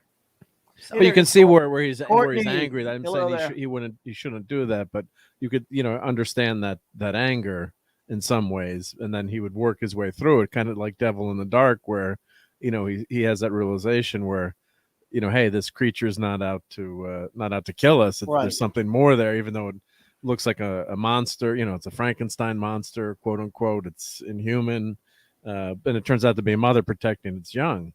Mm-hmm. So that's why I like that so much more than say that the Salt Vampire episode where they end up killing the creature. It's almost like a Monster of the Week episode. Versus it's a monster movie, right? It's the creature feature, and they wanted to start with it instead of doing it in prod order. So right, yeah. But yeah, wait a minute. I don't mind ruining Watchmen for you though, because that needs to be ruined for everyone. Everyone, if you know anyone who defends the movie Watchmen or any other Zack Snyder drivel, send them my way. I'll be glad to deprogram them for you. MJ1 Media says. Another thing, Kirk's renewed anger for Klingons, despite making peace in Star Trek V, good point, was never touched on in the film. In the novel, Carol Marcus had been attacked, presumably by Klingons. Yeah, it just doesn't, that's just not the kind of man Kirk is. That's not the kind of man most people in the 23rd century are. It's fine to have a character do bad things and stuff like that or whatever. But I can't imagine, I don't know, it just doesn't work. So many things in that film are just a regressive as far as Star Trek is concerned, just so they can tell a story about the Cold War. They're not even a very good one. And it's just, I don't think you need a Cold War. No. Yeah, because is Day of the Dove where the aliens making them fight, and then they realize that they're being forced to fight, and they drop their weapons, and they realize. So the writers obviously forgot that episode and that whole Gene's vision there.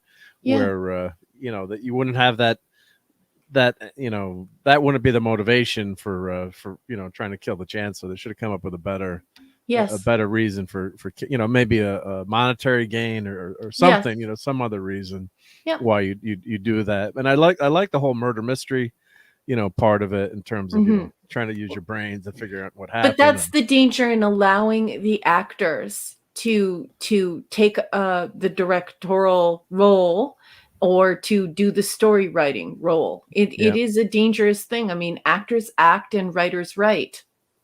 And so, but that's that- why I always put the films in order. People are like, oh, what order are the films for you? Well, the films are in order for me already, as far as hierarchy goes, because, the more you get away from Gene Roddenberry's vision, and the more you don't have the editors there making sure that there aren't these continuity problems, and that you're faithful, you have fidelity toward the original source material. You get further and further away from it. And I think they could have done, they could have gone up to 12 movies, and the movies would have kept moving further and further away. And the series do as well. The series definitely move away from quality and away from Gene the further they get from TOS. Of course, that worked out really well with Janet. Picard, right? Hey, Janet. Hey, Janet. Hey, Good to see you, Interplanet Janet. Well, nice to see you, hon. Wasn't Picard, Patrick Stewart, one of the end up influencing that garbage story? Yeah. So which garbage story do you refer to? The P-Hard series. Well, Yeah. yeah.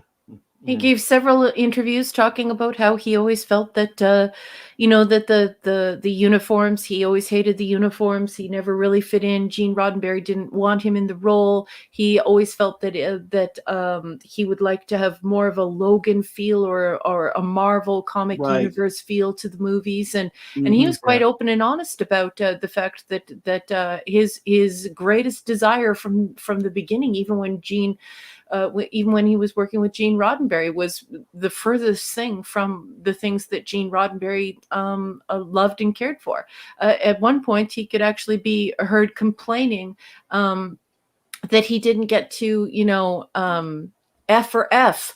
I remember. Yeah, as captain, and you really have to say to yourself, who is Patty Stew really? Not the public persona that people have cultivated in their own minds, but who he actually is.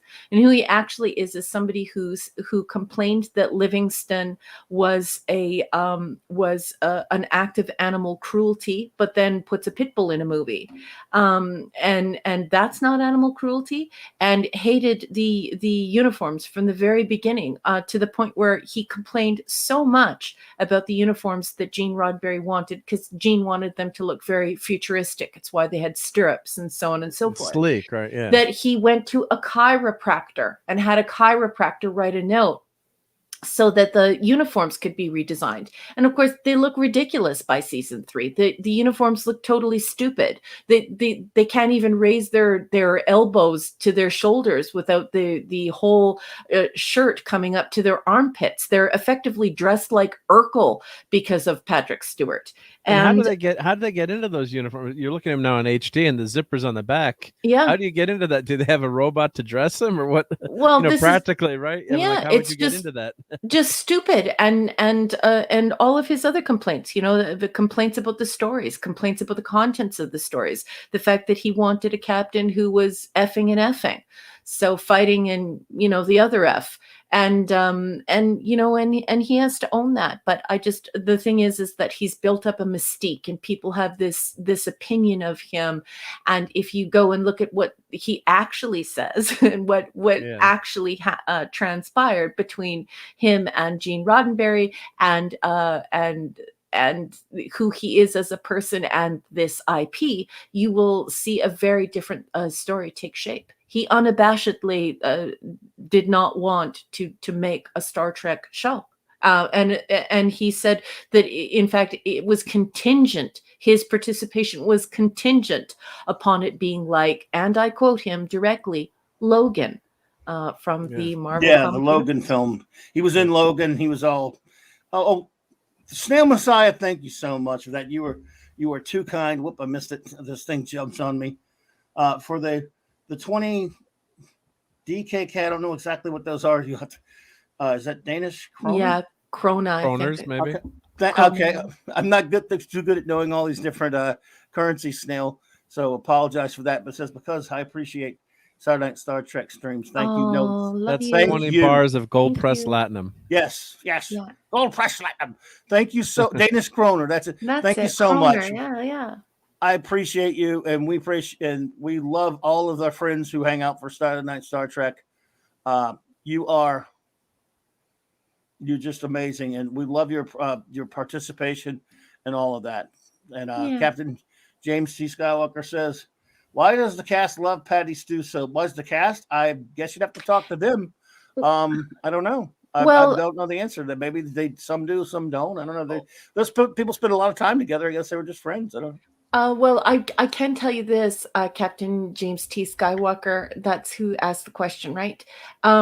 They basically at the time, if you ask the folks who were involved with the production, they actually say that everybody hated everybody else's guts. So the actors didn't like this person and that person. They didn't like the production crew. The production crew didn't like the actors. The actors didn't like the writers. The writers didn't like the actors. It was like a big battle behind the scenes, and they say that themselves. So apparently there was quite a lot of animosity. So and what evolved thereafter, who knows? That can be from attending conventions with one another, having drinks after work. That's all speculation. But as far as what's on record, people were absolutely miserable. Denise Crosby described being on the show as, "I was dying and could not spend another day on the set." That they hated the show and they hated being there, and that's the truth. They're on record saying as much. By the way, Glinzer, thank you so much for the $2 super chat. It's been a great show. US dollars, by the way. Well, we appreciate you. Thank you so much. To answer your question, Snail Messiah, is yes, you do get a participation trophy. We call it like Marvel Comics used to call it. We call it a no prize. No prize. It is on its way. Dadman Walking, what's up, buddy? Hey, Dadman Clan.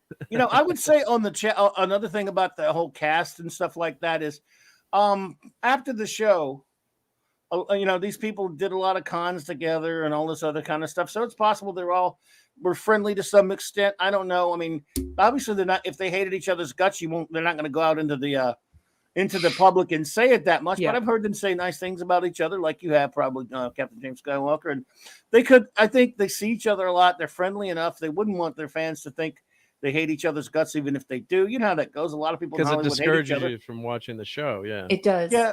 So I don't. But again, I don't know who hates whom or who likes whom or anything like that. I've heard them. I'm sure some of them get along fine, and other ones maybe not. So it's kind of really tough to know when stuff like that. Janet from another planet. Well, we were talking about Lethal Weapon 2 on Nick's channel on Toxic Tuesday, and the movie was great. And the TV show, I loved the TV show, but then you find out that Damon Wayans and Clayne Clawford hated each other's guts, and that's why Clawford, wanted his character killed off on the show. I mean, you couldn't tell watching it. I have to say, watching that first season, because they're both such good actors, but they couldn't stand, being near each other. So, then he said, "You got to kill me off after the for the third, gone after the second season." So, but I recommend that those first two seasons are amazing to watch, but. And that's just testament to being a good actor too, I guess. You don't that guy's actually good as Riggs. I can't even imagine anyone being those two characters. He's good. You give it a shot. I'll watch it. Yeah, give it a shot. Glenzer, did anyone on TNG have a career afterwards except for Stewart? Well, to a degree. I mean, in the sense that still in the business. For example, Frank's directed a lot of things, not so much as actors. He got a lot of gigs.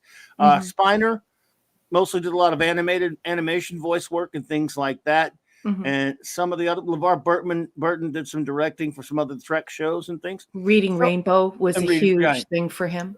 So they but did they have big acting careers after it? None of them really did that I know of. But that's not uncommon amongst a lot of shows, And Stewart really, it didn't have a big career. I mean, he was just very well loved. But how much did he do really? I mean, he, maybe did some, acting. I think he was in theater, but he really didn't have a huge career there. So the X-Men, okay. So other than the X-Men films, I don't like them much. But I mean, those are kind of, other than Star Trek, those are the only really things that he's done that are that are really big. Frakes did very well directing. I just think it's sad that in the aftermath of all of that, that there's so much like that we get to the internet and we start reading all of these interviews and we start reading all the things they say and we find out that they hated it so much and that they were Yeah. so miserable. It's such a huge letdown. I mean, I think we all wanted to believe they were having the time of their lives and that they loved the show and believed in the show. So I think it's very hurtful to a lot of people. But but they have to own the things that they've said and they've done, and it's unfortunate all the way around, I think. And I think that it has affected their careers. You know what I mean? I think that people underestimate what it's like when you start complaining about what you did and that you absolutely hated it and that you were miserable and that it was awful. I mean, Denise Crosby is a perfect example. Now she's doing extra, like basically extra work on the CW. You don't see her in anything big, and the only thing that she's remembered for is her return to periodic return to TNG. So it's I think it's just bad to burn a bridge in that way, and just the way they all go on feuding with one another. Look at just look at George Takei and Bill. And Shatner, It's just there's so much infighting. Actors, people who pretend for a living, not the most stable people. Well, Crosby had Pet Cemetery though. Give her that. She had Trekkies. Well, look, Trekkies, basically, all this proves that these people are human and they're not to be put on pedestals. You could love their work or not, but they're still human beings having to deal with it. Some of them are nice, some of them are not. Some of them are like, some of them are nice and bad at the same time. They can be jerks sometimes, but not such horrible people. I mean, I met a lot of the Trek people, and people from other IPs, and that were really nice, and some of them weren't so nice. And just the way it goes sometimes. And what are you going to do? I mean, well, they're real people, right? They're people like you and me. I mean, they're just And but sometimes too human. Like I think that the tradition of keeping your politics to yourself and stuff, I think that they've really lost their way on that. Like Marina on Twitter, just absolutely off, nasty piece of work, completely unglued, and just very very just saying things that are totally inappropriate and it's not necessary. And like I said before, I do think it has hurt their career because, if I work with someone and then I say nothing but terrible things about that person, the next person is going to think, well, you know what? She's probably going to talk that way about me one day, so I'm not going to have anything to do with her. And that definitely, I think, has played. Of course, it's just speculation, but I definitely think that that's played a role in how things have unfolded for the cast. But by the way, agree. Phantom Outsider O'Brien was not only in Con Air, he was in Under Siege. Mm-hmm. He was even in and Die Hard 2, by the way, for a minute. So he's been in some action films, hasn't he? But a lot of these people look, they that's common with any big popular TV show. Rarely do people, after they finish however long they do one of these series, do they prosper on either other shows or films. It just, sometimes it happens, but not all the time, not often, in fact. So somebody you loved on some show, you might never see them again on a movie or whatever. Yeah. Well, just and Stuart was in Dune, so this is what I found to wrap it into Dune. I found when you went to the movie theater, they gave you a handout. So I posted this on Twitter a while ago, but I'll Michael Dorn was a jerk. I always heard he was a nice guy. See, there you go. Well, someone said they had a bad experience with him at a con at one of our chats. I can't remember who that was. Yeah. Well, there's the thing. I've also run across in my time, like someone will bring up whether it's a celebrity of whatever type, or even an athlete, and they go, that person was such a jerk off. But you meet them, or maybe you met them and they were really nice to you. Yeah. And you go, oh, really? He or she was really nice to me, and said, oh, they were horrible to me. That does happen too. I've heard that many times. Conflicts, like, for example, I've always heard Michael Dorn was a nice guy. Kal-El said the guy was a jerkweed to him. Yeah, could have been having a bad day. I don't know. But I've heard Brent. You've talked about Brent Spiner being a really nice guy. Yeah, he's a I've- sweetheart of a man. And a lot of people are rubbed the wrong way just because he says he never watched Star Trek. But if he never watched it, he never watched it. What are you going to do? I mean, Yeah, it's hard to believe, but Shatner said the same thing, like he never watched himself. I can understand that. Yeah, I could understand what they're saying, but the word "never" is a stretch. Like, I didn't really like watching, but to never, I mean, like you've never like flip a channel. I don't believe that. yeah. I It had to come up. It was on TV everywhere. You flip a TV and you land on yourself. You're not going to sit there for a minute. Come on, with the human ego, I gotta won't see let it. you stop. You go, and then you might watch it for a second. Oh, I remember what was going on in my life when I made that 20 years ago, whatever it was. Or after an episode, you didn't want to see if it came out okay. I find that not impossible, a little tough to believe. Yep, just a little bit. Hey there, Oliver says Club. So, which heartbreaking deaths in Star Trek TV series you'll never forget? Jadzia, that's one for me. Yeah. Well, at least he was a one-time character, but I hear you. Yeah. O'Brien or old Jake. O'Brien? Mm-hmm. When Old O'Brien Jake died? was pretty bad. That was pretty bad. O'Brien, when did he die? He didn't die. Mm-mm. I mean, maybe he came back to life or something, but he didn't die. O'Brien didn't die, sir, did he? Oh, Jake. Jadzia was tough. Jake. Yeah, old Jake, though, that was from that great episode where it was what's the name of that one? Yeah. The Visitor. Yeah. But O'Brien, I don't know about O'Brien dying, buddy, that I couldn't remember, but Jadzia was killed me. That was bad. Jadzia was really bad. Lol was really bad. Mm-hmm. And old Jake was horrible. And that was really horrible in a good way in the sense that it was really powerful. Yeah. Yes, it was. Yeah. That's absolutely beautiful. horrible. And I don't remember O'Brien. I don't remember that either. Unless it maybe Phantom Outsider is trying to get us all laughing. What about Yuta? What about Yuta? Jesus. Oh man. So if you can clear that up about O'Brien for me, I appreciate that. I don't recall O'Brien dying, but I'm a TOS person, well, so I mean, I could be having stream brain, but I don't recall. No, he didn't die. He didn't die. It was in the last episode, and everybody lived. So. I mean, they've had episodes, like we just watched, yesterday's Enterprise. Riker died and came back. Yep. I made the missus watch that with me. She didn't mind it so much. Yep. That was an okay. It was a fun episode. Make her watch the Lolwood or something. Like a yeah.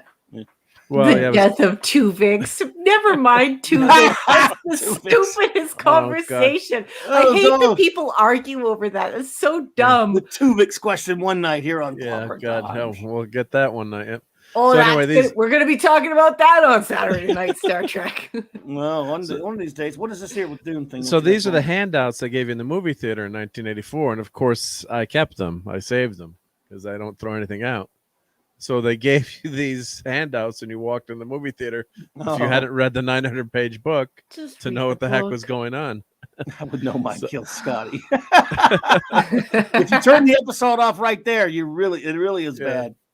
Yes. When Nomad killed Scotty, I was so mad.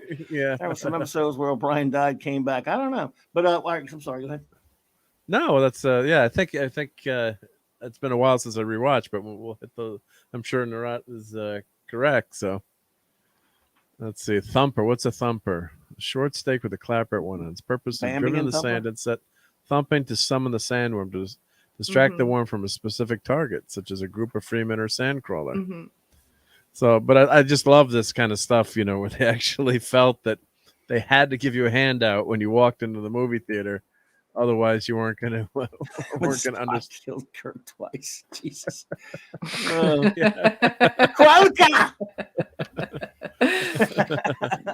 Right? Yeah. All nice good stuff. That's pretty cool.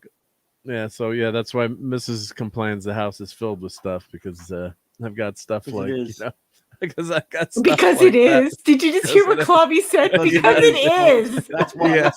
Let's face it, dude. I feel like Animal House. Let's face it, kid. You threw up on Dee Wormer. Yeah, right. Oh, God. But it's all fun stuff. So I dug those up. I'm like, I know I have them somewhere. So I have like a folder with all my sci-fi stuff and scrapbook stuff and Sure, and it's printed on really horrible paper. That's why the scan is bad. It's like that. Remember that glossy kind of, Yeah. like almost fax type paper that they had. Yep. So, wow.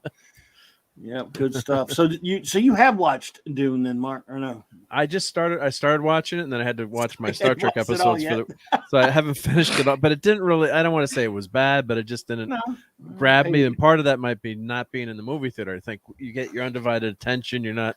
There's Have you no read the book? distractions from your. No, I haven't read the book, so shame on that's the you. only thing. Shame on me. Yeah. Shame all over me. Shame on both of us. Yep. Read the book. But not the Reader's Digest version. Yep. Yeah, don't read the abridged version. Don't read the 300-page version and be like, I totally get it. I'm hardcore. No, just read the whole book. Yeah. So how many books are there? Oh, there's a whole bunch, books, but right? and then the Sun wrote books too. Yeah. I'm not I don't get involved with that. I really love Dune. Dune is a beautiful science fiction, science fantasy book, and I just love it. And that's what I like. I'm not into the whole series. I'm all in for Foundation though. Foundation is glorious. That's coming out soon too, right? That's gonna be on Hulu, or that's gonna be on. Who's doing Foundation? Or is that going to be? I thought it was a TV series, or was that going to be a movie? I saw it at Comic-Con. One of those apps or something. Is it? I don't want to say. Is it? What's on NBC with Peacock or I don't know. Let's see. It's going to be a TV series. Okay, let's see. Captain Deckard Spock says, disagree. Never read the book. Never read the book. Stop it. Surely you jest. The medium is the message. You're up on your Marshall McLuhan. And then he says, so comparing films to books is a pointless exercise. No, actually it's not, because what it is it's about discipline. Captain Deckard Spock. When a book is written for the eyes, it's written for the eyes. When something is written for the ear, it's written for the ear. And when something is written for the mind, it's written for the mind. And if you study writing, you will quickly learn that those three things are vastly different. And so when you're talking about Dune, you're talking about a book where the author was inspired by Foundation. He was inspired by these books around him, and he decided to write a book. And books are written on the mind's eye, and so it's not a screenplay. It's not a teleplay or a screenplay. So creating some fidelity there isn't a pointless exercise. It is a monumental feat, because if one sits down to write a screenplay, then it's meant for your eyes. When one sits down to write a book, it's meant for your mind. And when one sits down to write a radio play or a speech, it's meant for the ear. So crossing the streams, going back to Ghostbusters, is not such a great idea. That was bad. And people think that it's just it's so easily accomplished without offense. And certainly it's not. It's incredibly difficult to do. And we shouldn't go into it thinking that it's really nothing, an easy thing to do. It's not an easy thing to do. And there should be a respect for these separate disciplines and what they do to us and how they make us feel and how we experience them. Well said. Worst death in Star Trek ever was a security officer who had his salt sucked out of his original. Claude says, Miles Brand did die in an episode where a future version of himself came back. Yeah. A future version of himself. Are you sure? I don't remember that one. To stop original Miles from blowing up DS9 or something. Mira O'Brien died. But he did die. I think Mira O'Brien also. That's Smiley. Also, I don't remember the future O'Brien one. I've watched all of Smiley. Smiley got killed though. Did Smiley get killed? Okay. I hate what they did with the universe, the Mirror universe. Now, like that, yeah. I remember when there was a fake O'Brien who didn't know he was a fake O'Brien. If you remember that one. So Deckard says, Wait, so we agree. Yeah, I There knew you you go. were pulling my leg, Captain Deckard Spock. I know your sense of humor. I had to call you to the carpet on that one. He's a rascal. Yeah. A rascal, that one. He is a rascally rabbit, and I just love him. So, yes, a great conversation, Captain Deckard Spock. Thank you, Now sir. I've got to go try to find that damn episode he's talking about. I'm going to Yeah. bust your ass if you're faking on me. I don't remember that one. Dang it. Oh, well, there you go. Darnell. His name was Darnell. Eric is name the Morning episode, yeah. Darnell. Oh, Crewman Darnell. I forgot to tell you, we had a request earlier from our good buddy Steve Mitchum, who said, please stop doing Carson impersonation. So my answer to that is, God, that is wild, weird stuff, Steve. I didn't know you felt that way about it. Ed, what do you think about Steve's question or his request to stop doing really bad Carson impersonation? Oh, magnificent one. You are correct, sir. You should keep doing it. Steve, that is really wild. You should come on the show sometime and let me interview about that new book you wrote. And that's just crazy. The Doc and Ed here will sit here with me. I'm sorry, Steve. You just made me want to do it even more. So I hope you're still there. I hope you were there to enjoy that. I still don't remember. Let's see. All right, wait a minute. What? After receiving a minor dose of radiation poisoning, O'Brien inexplicably again is experiencing a series of jumps into the near future. I don't remember that one. Do you remember that one? Yes, I do. DS9 Visionary. Yep. Is the episode.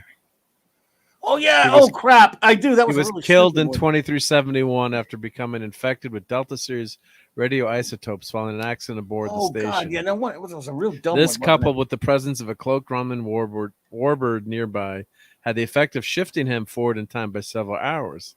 His death occurred when he deliberately contaminated himself further in order to determine the exact cause of events he'd witnessed. He was replaced by his counterpart from the timeline he visited. Thus, events that occurred to O'Brien from this point on involved the future version rather than the O'Brien from the original timeline. Oh, that's like the professor from Sliders, which Professor Arturo slid. Wow. So it is now future I got to go O'Brien. watch that one. DS9 Visionary. Decker says, Decker Captain Spock says, now I'm going to completely steal the good professor's perfectly coached argument and paste my conclusion on it.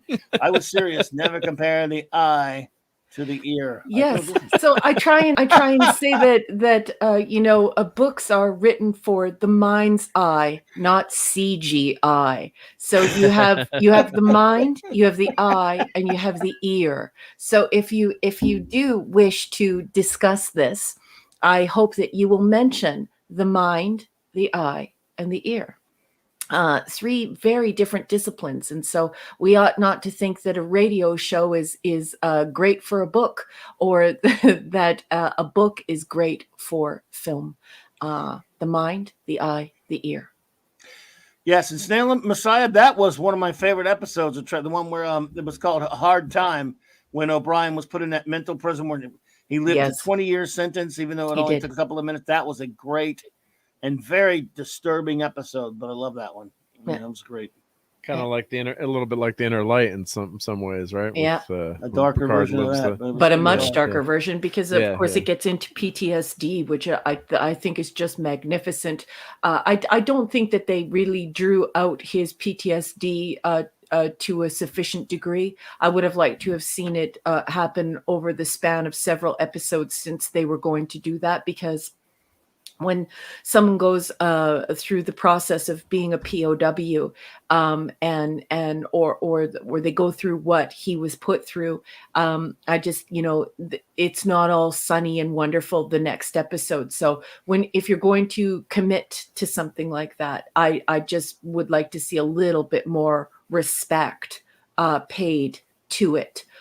So a little disappointing, but incredibly compelling episode that is just absolutely wonderful.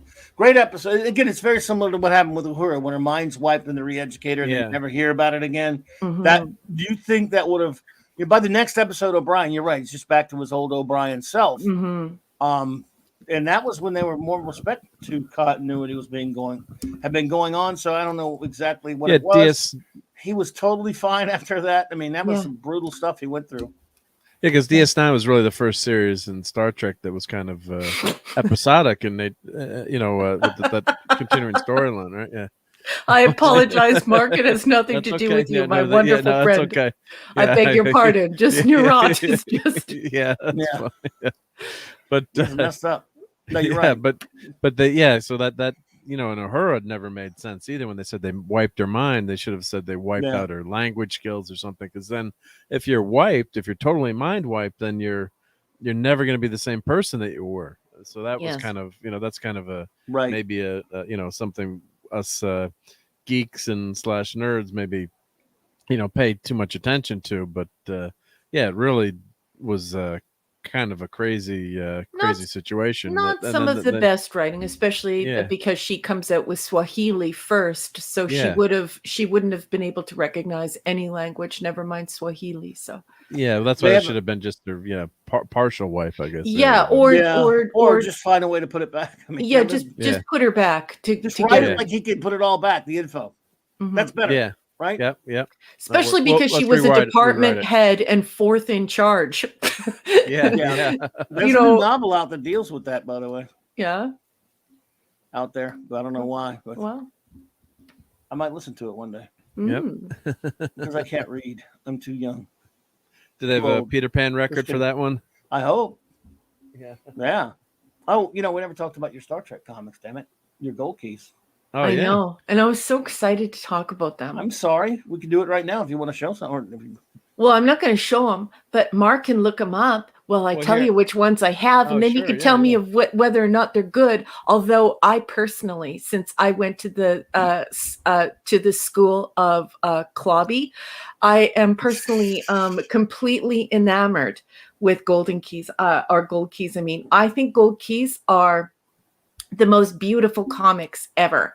And I've only been in the comic world for a year. But they're absolutely stunningly beautiful. Those painted covers of they're gorgeous. Yep. So, okay, Mark, now let's do this exercise. Everyone can teach me. Please chime in as you teach me, folks. Remember, I'm not a geek. Geeks, they specialize. If you go to your dictionary, you will certainly learn, and definitely if you look it up in social science, that geeks are excellent at memorizing pop culture, films, TV, comic books, gaming. That's what a geek is. A nerd, they're all about STEM or STEAM and academics and fine arts and things like that. So I'm a nerd and I need to be taught by geeks, and I'm very open to learning. So tonight I was wondering if the panel, who are two of my best friends, I just love these guys so much, and everyone in the community could just teach me about them. Well, you want to look? What are you looking up? Can we do it? Or okay, I have all the covers. Yep. Let's put them in order. Okay, the first one in front of me is Star Trek, a planet full of doomed children playing their deadliest game. And it's a 20 center. Some of these covers were photo covers, and later they started with the George Wilson painted covers. This is beautiful. So it's got like a kingly looking person wearing a very large crown. He has a very large crown over on the left-hand side. Right there. That's cool, yeah. Well, I'll just go through an order. You know the issue number? It doesn't have an issue. It has a serial number on it, Clobby. Should I read that? Or you have them bagged? Well, it would say like March on the top here. It doesn't say that. It says 90210-403. Are they bagged? Yes, they're bagged. Okay, because sometimes it's on the opening page. These idiots, I hate when Goki used to do that. Yeah, they wouldn't put numbers on the outside of the comic. You have to find them on the opening, bottom of the opening page and stuff. But so there are a lot of Goki comics to go through. See, these early days, they had these covers. Yeah. So this one is one of those painted ones, I think, Clobby. Mm-hmm. And so, it's got like a greenish, grayish looking king wearing a very large crown. It looks like a Burger King style crown. Now you're getting some of the painted covers, but It's tough to do it without numbers, but again, there's no way you can know numbers because they never put them on the friggin' cover. Yeah, you have to open it up to get the number. But we're not saying you need to. Don't Should wanna I do open that, it? I don't even know how. Well, there's a piece of tape on the back usually, right? Usually. Oh, there are 2 pieces of tape. But the trick is you want to make sure you don't let the tape hit your cover as you pull the book out. Okay, I'm not opening it, Mark. Don't open it then, yeah. Okay, next one. Us comic book experts, these covers. we never have that happen to our comics, right, Clobby? That's why I always buy the bags that are self-sealing bags. That's a comic. I developed a system for taking those off because you could really get the tape stuck on there. But you kill your covers. You got to pull your flap back and then bend the tape backwards, and then pull it out. There's a system to it, but Okay, the next one is a giant dragon that looks like it is made out of crystal. And it says Star Trek, the psycho crystals, they glitter with death. What's the cover price? The cover price is $25. Oh, that's the one. That's the one, right? Okay, so you That's could the get first one. Cover price you could get a piece of masking tape and or a sticky pad and put the number on it if you wanted. So on the back, so you okay. So that's number 23 on the bag. Yeah. Okay, what's this number? It's 23. 23.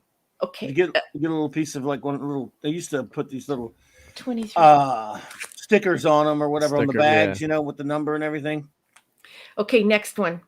The psycho crystals, they glitter with death. 25 cents. Oh, that one's worth $45, Raquel. Oh, actually, which one? This one? It depends on the condition, though. You have to. Yeah, the perfect condition. That's $125, depending on which front door. No, we keep that door open. Yep. Yeah. You have to grade it. It's 23. Well, I'll be showing these to you guys off camera. Okay, so 25 cents. We have the psycho crystals. They glitter with death. What's your cover price? 20? 25 cents. All right, okay. Reason why I asked is because the farther down he goes, the more the price will go up, so we'll know what we're looking for. Give us at least in the ballpark. They stayed 25 cents for a couple of years, so. Yeah. I'll move that up so I can see more covers at one time. Well, that's a cool cover. Oh, I wonder if I have that one. I have quite a few. I'm very excited about it. Nice. Dead planet or deadly? I love the red shuttlecraft. Yeah. What does that mean, dead planet or deadly? I don't know. I'm I'm trying to look them up as he puts them up. They got the Whitman ones on here too. Oh, these are so I love that cover. These covers are so fun to look at. They're beautiful. Some of them don't make a lot of sense as far as the show is concerned. I love it when the Enterprise has fire coming out of the nacelles. That's stupid. Usually that happens on the interior. Now, the interior art's not always the best, though. Covers are fun. They got some crappy artists. Look at that. Kirk versus Kirk. Kirk versus Kirk. And he's not, I don't even see Kirk. Kirk's a jerk. In the background, Kirk is a jerkwad. Okay, so let's do another 20 center one. We'll just try and get rid of all the 20 centers first. Oh, here we go. The Psycho Crystal. Oh, there it is. There it is. 34. What's that one? 34. So put 34 on that one. Yep. 34. Okay. Camelot. Now the next one is a 20 center, and it says missing in action on a dark age planet, and it says November on it. You gotta backtrack for that one. So let's see if we've got the. Go to the end of your 25 centers and just go forward because they weren't. Yeah. So here's 20. Let's see. 3. Well, here they have the dates on them. So this one says November. And it's 20 cents. And it says missing in action on a dark age planet. That's March. So the dates sometimes, is that really? Sky Pirates. Sometimes they don't line up. So that's 5. Let's see. You just go by the cover when it starts. Yeah. So you said it's the 20 center? Okay. It's a 20 center and it has a wonderful Vulcan on it with a sword. A Vulcan with the sword. Maybe. Is that? Yeah. No. Well, and a bunch of guys dressed up like Robin Hood. And there's a castle in the background. Looks like the thing you got. Oh, we saw that. We saw that one. Yep. Okay. Looks here, like let me do this. Let me do. I can change the view. Haunted asteroid. Well, you got the cover list. The list's cover price, right?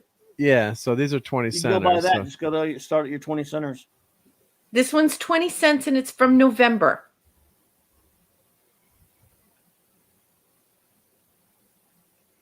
There it There you is. go. Yeah, there it is. Yep, yep. What is she So without? if that's mine number says 16. 20 cents, does that No. mean mine's one of those things that Number Clubby calls a 16. reprint? Well, here there's two It covers. could be a There's two Whitman different. reprint. Yep. So here, let me download. Or can I download this cover? Let's She see. might have a Whitman if it's Download got 20 cover. on it. I don't know. Yep. Or, What's look, the yeah, number? because It's a 20 center, so it's a near. Let's see. So it's they did reprint a lot of Gold Key. So it's William Shatner Leonard Nimoy photos in small boxes on cover, 20-cent cover variant. So that's a variant issue you of got the this variant. cover. Okay, and what number is So that that's one? worth. Is it a Whitman That's variant? 16A. 16A. You It's don't have a worth picture of the cover? $75 mint. No, there's no cover picture. find I one. think it's the same. It's probably the same one. We'll find it. Let's see. Let's see if you can. It's a Whitman variant, probably. It's the only Oh, black look, variant. everyone in the Yeah. chat is liking it. Thank you, Snail Messiah. You say I'm so 16? excited to learn about this stuff. Okay, Let me- next one. Let me make these covers bigger here, like this. Watch. So let's see if it'll. The grid should get bigger. Oh, is it doing it? Oh, don't crash on me, program. Please don't crash on me, program. Yeah, well, I'm making the cover size. You can make the grid bigger here, so it shows you a bigger. Then we'll recognize them fast. Here we go. So here, this will be easier for people and everyone to see, and you might recognize it quicker too if you see these big pictures on the side here. I'll look. Hold on. Let me look through them quickly. Okay, I have a 15 center. Okay. One that's 15 cents, and it's from November, and it's in really good condition. It's very pretty. So It says November. 1971, Paramount Picture Corporation. But yeah, Gold Key, November, 15 cents. And it has a very villainous villain, a dastardly villain who looks very almost vampiric. And it looks like a ship, like an old school ship that almost looks like a railway car. And it has guns on it, but it's in space. And then there's a Vulcan in the foreground, and he's wearing red pants, and of course the big round glass head protection. So that's not it, I guess. Let's see. And it looks like it's a caboose, like on a train, but like Well, there's only a few 15 centers. There's this. If you look, this is 12. okay. 12. Okay. And that's the first 15-cent one. That's 15 cents. Yeah, it wasn't 15 long. Yeah, this one is And November, and it's 15 this is cents. Science versus Sorcery. Okay. What is there a tagline on it at all? Like, on the cover, does it say Kirk betrays Spock and Scotty to divert the suspicions of a space pirate. Huh? Is it definitely a Gold Key? It's definitely a Gold Key. It's It's gorgeous. gotta be. What was you said there's a variant on that number 16 we were on earlier 16A, yep. with 20 cents on it? Yep. So if I go back to the Can't find number it. 16, see what happens when I make this really big. It jumps. So it doesn't like. I've seen this. I'm trying to find. It can only be a Whitman variant, but I can't find. Oh, no. I'm looking, guys. I'm looking. But it says 20 on the one you have, right, Raquel? Yeah, it says 15 cents. Oh, 15. I thought you said 20. No, But 15 cents. Oh, that's what it is then. Yeah. Why'd you say there was a variant, Mark? Oh, no, there's 16 and 16A, and if you look here on But she has according 16. to the program, Right, but what is 16A? Is that's a variant? it was a different price, I think. Let's see. Right, but she has the 15 center. Let me check again. Let's see. I thought she said because I thought I was looking for a 20 center. There was a variant, and I can't find it. But Let's see. Let's but check if she has here. the 16. If she has the 15 center, then yeah. So that's right. Your guide had it right. Whatever the price is on there. Yeah, there's 16. There's this 15-cent and a 20-cent version, according to the software of. I can't find the 20 cent variant. But she has the 15 center, so that's the original. That's the original one. Original one. Yep.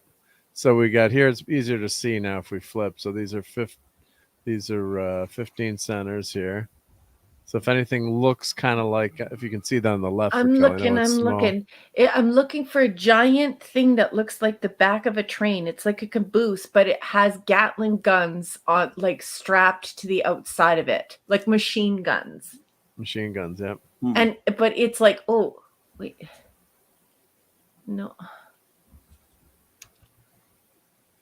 I'm gonna go through just, and then we can go work our way back because these are the 15 centers here.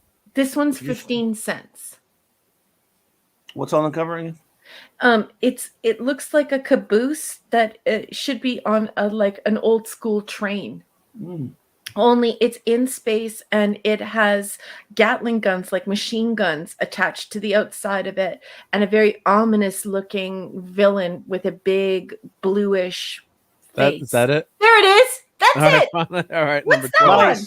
Number 12. Number 12. Yep. There we go. Nice. This is like the Star Trek memory game. I'm gonna guess the cover. Yeah. Damn you, Gold Key, for not putting the cover. And then sometimes, like Marvel was doing it for a while, they put the numbers on the back, or they hid the number. I've never seen Marvel do that, but I've seen Gold Key is really annoying with that. Yeah. So that's 45 smackrels, 45 pieces of gold pressed latinum. Oh, this one's in condition. Very, very good shape. It's very pretty. Nice. Yay! Okay, let's do the next one. 25 cents. It has a giant eyeball on it. That's gonna be way up into the future from where you are. And it says, miniature people under a strange sun threaten the lives of the Enterprise crew. Giant eyeball. Yeah, we found it. What's that one? That one is number 25. 25. And there's a 25 cent. What's the difference between 25A? There's a Whitman variant with logo on cover. So do you have the W on yours? You've got the Whitman. I don't know. Or do you have? I don't. Or do you have the gold key? I have that one. Key. Good. You have the gold key. Yeah. Yep. Whitman that was a distributor that used to just take off the covers, put their own little mark on there with their little Whitman logo, and they sold it to different places. They sold them like in Stuckies and things like that. And so. I love you geeks. I love you geeks in the chat. I love that you guys aren't bored by this and you think it's cool. I love you guys so much. Love it. So that, Raquel, that's worth 83 bars of gold pressed latinum in mint condition, obviously. Yep. Holy cow. Again, depending on condition, all in condition. Yeah. That one's in very, very good condition. I have a couple that aren't. Like you can visibly see that they're a little distressed. They've been read a lot and stuff. Yeah. Okay, the next one is 25 cents. And it says Star Trek. And it's got the Enterprise. And the Enterprise is expelling blue and green and pink fluid. And it looks as though they're fending off robots. And it says Captain Kirk and Mr. Spock save a planet from extinction. I'm looking right at it right now. I just got to find the issue number. But are doomed by its war-mad leaders. I found it. They don't put the place I found it doesn't tell you the damn number. Oh, I found a page with all the covers, big versions of all the covers. Right, Hungry Boy? Now do you see why I like these gold keys? Clobby. Oh, this is the one I have. What's this number? That number is 37. 37. Hello. That's the one I found it, but I couldn't find the number on it. There's no number, right? No, I mean, even on the page I found it on, but I found a page with big versions of all the covers in order. And there's it is 37, right? 37. Yep. Okay, next 25 center. We have the coolest. This is the coolest cover. It's 25 cents. They are being attacked by some type of living plant that looks like Cthulhu. No, it's just got it looks like an octopus. It says K2, Planet of Death, where cannibal plants stalk animal prey. 29. It's number 29? 29, Mark. Thanks, there we boss. go. No. Okay, that's a cool cover. Oh, hey, that is a cool cover. Yep. So I think, were there two versions of that one? I don't know. There's a Whitman. Yeah, same thing. Whitman. And Most of Volpe. them have Whitman reprints at that point. Yeah. Oh, The I have Whitman 2 version of the looks eyeball better one, scanned. and one's in really good condition, and one's is sort of in a distressed condition. So I'll put that with it. Okay, now we have to move on to the 35 centers. Oh, we're 35. That's okay. outrageous. 35 cents. I'm not paying That's 35 too cents. much. Okay, so this one is in not bad condition, not awesome. It's Star Trek, and it says Captain Kirk sees ancient history being unmade, and there is a beautiful elephant on the front of it, and the Guardian of Forever is in the background. That's number 56. Number 56. Oh, When that's you give me the cool. price, it's this site I found. When you give me the price, it's easy to find it. Yeah, that's it. Isn't that sexy? That's a beautiful cover. Cool. Okay, Yep. next one, 35 cents. Star Trek. Meet an interplanetary disaster. Professor Whipple. Oh, we just looked at that one. What's That on the was cover? Professor Whipple. 51. That's Yeah. number 51. 51. 51. Oh, okay. Look how short Nice- the nacelles nice are on the cover. Enterprise. Yeah, it's I cool. know, that's The nacelles are a ridiculous. Wow. little short there. That's a nice A little cover. Right stubby. That's the stubby prize. Oh, I have another 30 41 center. I didn't realize that I had another one that was 30 cents. Okay, so this one's 30 cents, and it says Triangle of Peril, an ancient beast, McCoy's daughter, and the Enterprise. I'm trying to It's a remember 30 that center. one. Yeah. I'll find it. Well, here, Spock's swollen brain grapples with insanity to save planet's culture. Wow, I never knew Spock's brain. Oh, that's got- number 40 that she found. Oh, this is 40? The Yep. Triangle of Peril is number 40? Okay. Yeah, oh, cool cover. Yeah. Isn't Is that? it Sellout? Is that supposed to be a sellout? Yeah, I think so. And Yeah, it look, looks like a sellout. McCoy's Yeah. daughter. That's right. Cool. McCoy, Joanna McCoy. I don't know why everybody so many times that if that's supposed to be Kirk, he's wearing red. Is that supposed to be Oh, really? McCoy or? I don't know who it is, but it's somebody from the Enterprise wearing red. Wow. And it doesn't even look like a uniform, but you know. No, yeah, it's Okay, I so haven't the read it, next but, yeah. cover I have is terrible. It's not Price? good at all. What price? It is 35 cents. And Okay. it says to air is Vulcan. There it is. No, up 59A. That's it. The Vulcans don't make mistakes. Oh, Yeah. I see. To Air That's a Vulcan. yucky cover. I don't like it. Yeah. 59A. That's not And George. they've got him on a TV there, like, Yeah, it's in the terrible. background. this is shitty cover. It's garbage. Mel Okay. Crawford. And now look at how I'm developing my taste through being taught by all of you wise experts. So here, okay, 35 cents. We have Star Trek. And we actually have a really cool cover, although it's not the style of drawing that I like. Like it's not. I'm just a fledgling aficionado here, folks. I'm just learning, so be patient with me. It's not my favorite, but it's much better than the previous one. Mhm. It says, "Can Dr. McCoy cure the brain-damaged planet?" And it's 35 cents. And it once again it has a little TV in the background. What kid next one? Yeah, it's number 58. And it looks as though it's 58, and it looks as though the entire planet is a brain. Yeah. Yeah, look at that. Brain. damage. Brain and Who brain. What needs is brain? What is Brain and brain. What is What is brain? brain? You were not Morgan, I Morgan.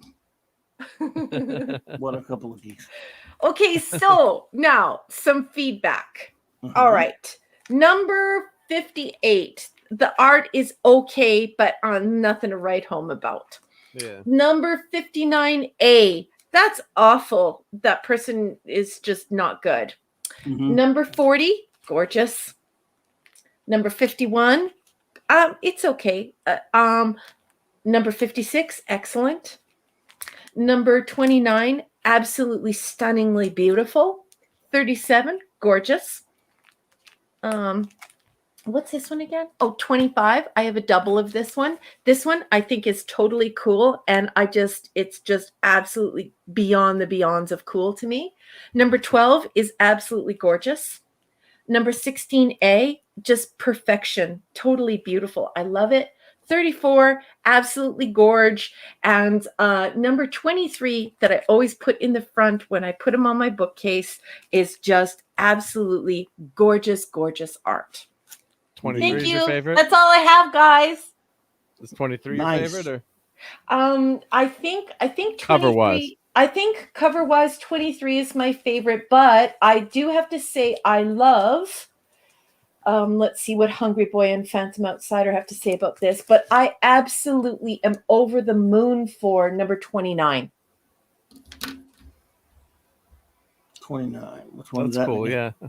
That's beautiful art to me. That is as good as any painting. That is just absolutely, that's wonderful. It just stirs so much nostalgia, just beautiful memories. But mine doesn't have a W on it. Mine has a that's this one here's a Whitman reprint, but yes. Yeah, that scan is actually better on my program. You know, they have a better version of that scan. Yep. So it looks like a so now, what are your guys' picks out of the covers, Clobby? Which one do you think is rendered beautifully, and which one did you like the best, Mark and Phantom Outsider? I need to know what you think, as well as you, Hungry Boy. I want to learn about the art. Let's see. That's the one I like that one you're talking about as well, right there. That's by George Wilson. I think he was my favorite of all the Gold Key painters who did so many of those covers for so many of the different comics for Gold Key. He did thousands of them. I really like this one. Yeah. The one. That one's good. Yep. You got them all? Okay. Kind of like this one a little bit, but I think there was another one that I don't remember the number now. I have to see it. I always like this cover. Oh, it kind of looks like a Buck Rogers kind of. Yes, it does. Yeah, a lot of times they did. Yes. Yeah. That's gorgeous. That's a nice one right there. I like the one with the train thingy on it. Oh yes, I have that one. Those are these are just of course covers. that you'd always, as a collector, you always want to have issue 1 if you could get it. Go to 12, pricey, Mark. Go to 12, honey. Yep. Here we go. 12. Yeah, that's a cool one. I think that is just totally cool. Yeah. Yeah. Freaky covers. That's George. He was a great painter. The only thing I don't like about it is the font here. That whoever did that font needed to do some kind of comic booky Kirk portrays Spock. It just that's a minor nitpick, but not the art. But yeah. Oh, okay, Hungry Boy. The big eye one is cool too, isn't it? Yeah. Yes. Bobby likes that one also. Yes. Yep. 12 is nice. That's a funny one. 12 is that's the one that with the train car, right? I like this one. Yeah. Phantom Outsider likes the one with the train car. This one's supposed to be Trelane on that other one, the last one. This one, it kind of looks like. Oh, geez, that better not be Trelane. Well, you don't never know.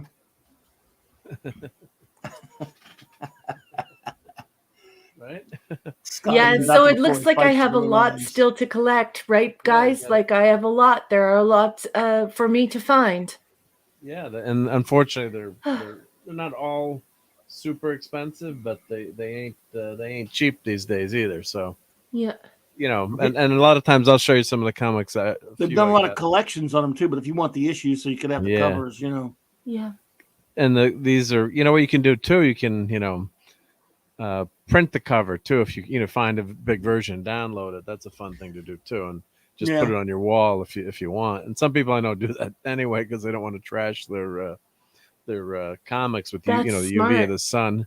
Well, I want a spinner rack. I want to buy a spinner rack, and I want to have one vein of the spinner rack up and down of my DC's Star Trek, and then the Gold Key in one spine, and then the Marvel in the other spine. Yeah, Mark, have you ever seen the site Cover Browser? No, that's what I've got that. Oh, that's what you have up now. Key.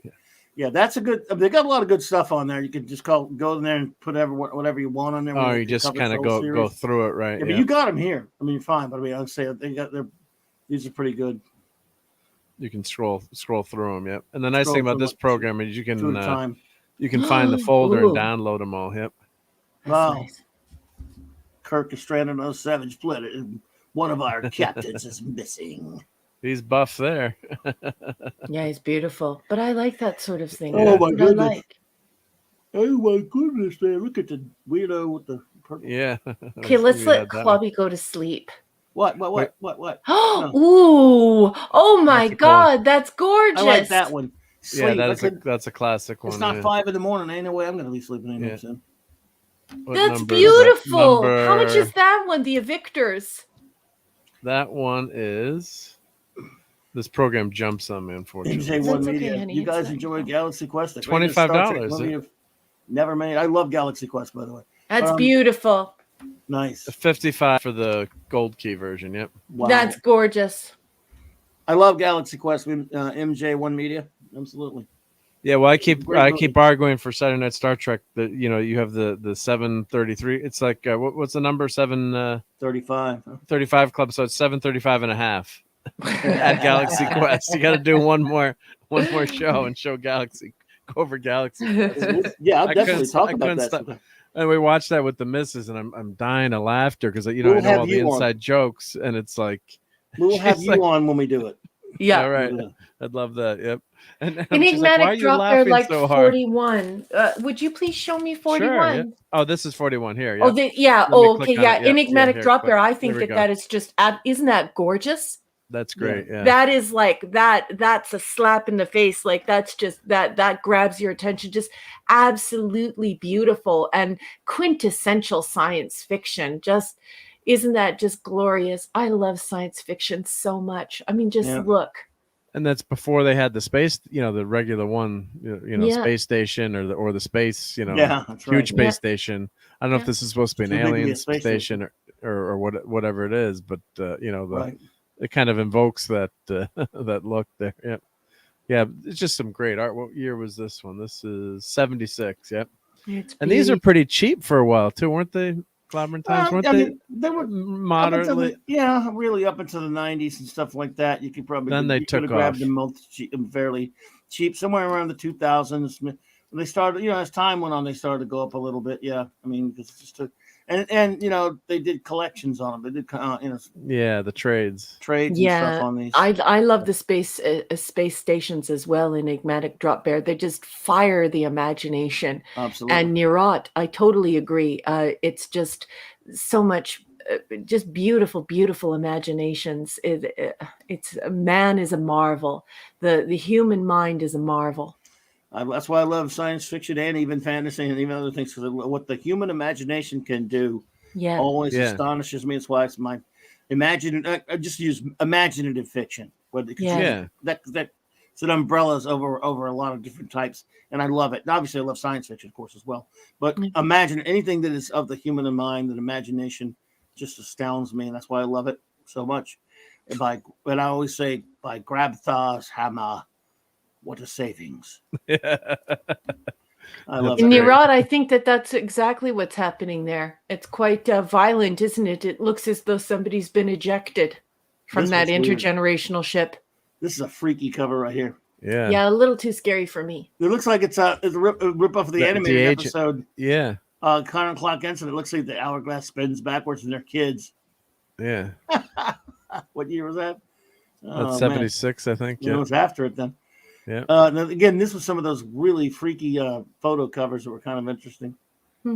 Strange design. And Byrne did his episode of Star Trek with all the photo covers from the series. Yeah, Byrne did a lot of good. Yeah. That's terrible artwork. Look at that artwork. That's awful. It's like Mad Magazine. Look at Spock's head. He's got a swollen brain. But he looks like a bobblehead. Yeah, it's like Mad Magazine. Yeah. Yeah, he looks terrible, and look at his pelvis. Just proportion and everything is terrible. Yeah, it's bad. It's bad. Got an Andorian on that one, that last one. Let's see here. Ooh, that looks fun. That's an interesting one. There you go. No. Andorians. Nice. Yep, sorry. Yep. Murder boards the Enterprise. Murder. Hi, I'm Murder. What's your name? Very sleek Enterprise there. Yes, Niraj, exactly. That's why I love all this. Clobby was saying the same thing to me. He was just like, "Yeah, it's wonderful because you can extend the thing you love, and And some of the stories aren't always good, and but it's a wonderful place to go, isn't it, Narot? Look, it's a sequel to Metamorphosis. Yeah, companion. And you find out what happens to Lazarus's beard too in one of these comics. So. I like this cover though. Even the Enterprise is upside down. Oh, this is gorgeous. Look, look, it's Riker's oil slick right there. Yeah. Kirk must die for the victors. The victors to survive. More victors. Yeah, was that that spaceship? Story threads. Yeah, that must be. Yeah. Wow. Because that was that spaceship. I haven't read these I haven't nowhere near read them all. And when the last time I read a Gold Key Trek comic is just ridiculous. I like this one for some reason. Hungry boy, howdy doody, Spock. Gold Keys were looked down upon too. That may actually be one of the most beautiful covers I've ever seen for a comic book. That's incredible. This is cool. Yeah. What number is that? This is 52. That is gorgeous. That is a 10 out of 10 for me. I'm glad the shuttle has phasers. Yeah, look on the lower half too. Yeah, right just below. Yeah, under the underbelly has just phasers. Through the that's just Scotty sticking his hand out through the bottom there to shoot the hand. Oh, that was a very you acted that's like a weirdo human, over there. Spock. Yeah. That's a weird way. I like that one.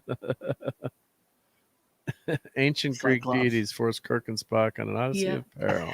Oh, come on. This is great. Oh, yeah. I like that one. That's birds. I like the really freaky one. There's some freaky ass covers back then. What are they doing to Scotty? That doesn't look like Scotty. Everyone in the chat, Clobby warned me about this. He's like, some of the stories are wacky. Some of the covers are even look crazier. At this. Spock versus Dan Slott. I knew you were going to say that because he spelled it Slot with 2 T's like Dan Slott. Dan Slott's a putz and a jerk off. Yeah. Yeah, he banned you. That's right. Me too. And I didn't do anything. Me either. We're on blockchains. He's a scumbag. But yeah, so Spock wallops him. That's a nice cover. And I almost went to see him at Comic-Con never imagine anyone blocking either one of you. That doesn't make any sense. It's blockchains. I know, but still, that's the dumbest thing. Well, actually, I gave a thumbs up to a comment where, remember he said the F the audience or F all, certain people, and someone wrote like a snarky reply, and I liked it. And when I liked it, then he blocked me for liking the comment. But you don't tell your customers or your fans to F off. I mean, it's one thing to say. He's a man-child. He's a 60-year-old. He spends more time on Twitter than he does writing comics. I don't know who this person is. I don't care to know who this person is. However, I will tell you this: that you're a Boy Scout leader, and Clobby owned a comic shop. Clobby gets along with everyone, even people who he completely disagrees with. I can never imagine anyone banning, barring, or blocking either one of you. That is just ludicrous. Out of all of the millions of idiots on social media, why would you block 2 of the only sane people? They use those blockchain things. Blockchain. But it wasn't a blockchain for Mark. For me, I think I knew when I clicked on. I said, "I bet you he's going to block me for liking this comment." Yeah, I didn't write anything nasty to him. But, it might be. Well, for me, it was the blockchain. I haven't done interactive with ever. I mean, since years ago, we used to talk a little bit, but on when wasn't even on Twitter. You have such good manners. Your manners are so wonderful that it wouldn't matter if you were diametrically opposed to someone's opinion. You have such a sense of comportment and decorum. I could never imagine it. Oh, Dee Dee Myers is leaving. Dee Dee, I have to feed my puppies, so I have to leave as well, sweetheart. Thank you so much for stopping in, and I hope your wife is feeling better. And I love hearing about your kitty cats. So keep all that wonderful content coming on Twitter, and send your wife our best. Absolutely, care, absolutely. Dee Dee. Thank you, Dee Dee. Take care and best to your wife and your family. Thank you so much. This is such when a kind man. Dee Dee Myers is such a kind person. Absolutely. This is These are the compilations. RPH. John says, I've had a bunch of those logs. It's been a pleasure spending time with you folks. I was always looking forward to Saturday Night Star Trek. Good night. Good night to you, John. Thank you so much. Let's see here. What was it? The Lazarus Legacy. Hoping I will die in a fire.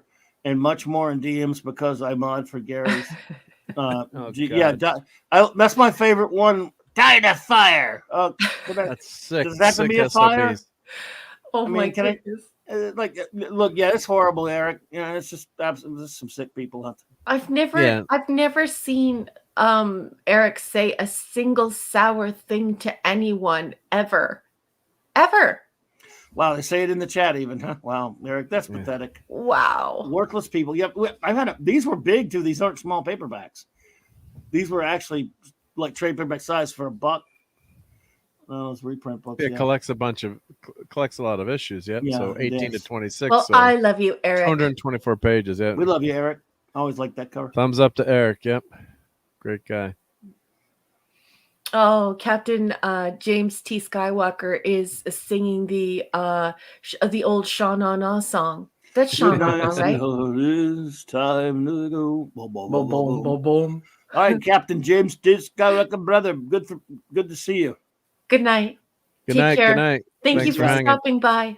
IDW reprinted these too. There you go. That's the IDW ones. Well, I do have a couple books to show that I got on my trip. There's just a few, and then It's up to you, from the room. Yeah, I got them queued up. So why don't we show I those? thought you showed those the other night, didn't you? I didn't show them all. I just showed a couple of them. So this Ooh. All right. this was in the spirit of old comics. There's only a few of them that I found, but Okay. if we can, but that was I great. think to my see all puppies can wait 5 minutes more. Yeah, this will be quick. Yeah, there's only like 4 issues. So. I Oh, thought you showed that the other night. There we go. Hang on a second. Or maybe I can't. That's all right. These are the ones I found. Don't show something else. Yeah, so this is with, I found with information on it. If you with information. Yeah. No, I forgot to show these the other night. Yeah, I think I did. Yep. That's so beautiful. Walt Disney, some great old Walt Disney. You did show that. I was in a bookstore. Gotcha. Yeah, probably. Yep. I read a lot of these when I was quite young because they were in the secondhand shops.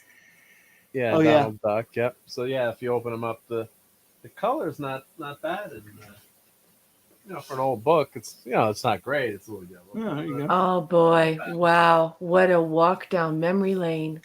Oh, be careful. Yeah. Look, am I gonna have to take your comments away? I gotta get some. I only had Silver Age backing boards and Silver Age bags. I gotta get gold. You gotta get Golden Age bags for some of those old Dell comics. Bags, Yeah, Dells were big. Dells are big. Yeah. So that's a cool cover. Yep. Nice. And then I think you showed us this Kubert cover. I did show this one, but it was on my show. So we'll hit all the different people here. That's cool. And then this was the. Oh, welcome back, Jill. Jill, what are you doing?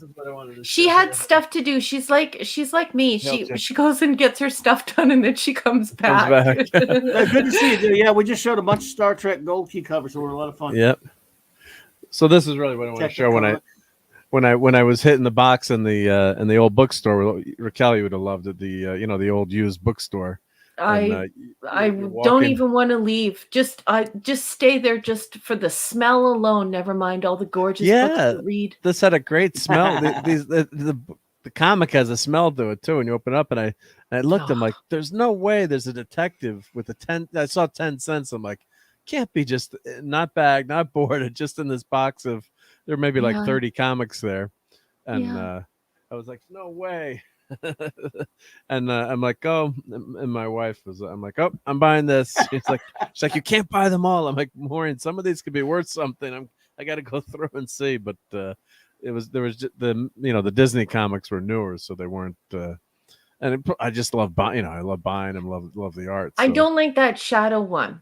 I don't like that. That's not my taste. Like I know I realize I'm just an infant, but that's not my favorite style. But I will tell you the thing on the left, I love that so much. It reminds me of being young and reading the old used comics. Like you could get them at the secondhand store. And also we have drugstores and Red Rooster and other corner stores used to take in used books and used comics. And so you could get them and you could read them. And it's just this style. Like look at the way Batman and Robin look. That's that's my childhood right there. Look at how beautiful that is. Show, right? The TV show. Shelley, like a Shelley Modoff cover, like a Dick Sprang, somebody like that. Yeah. Look at the woman. Like that's the art that I that's what I'm used to growing up in the 70s.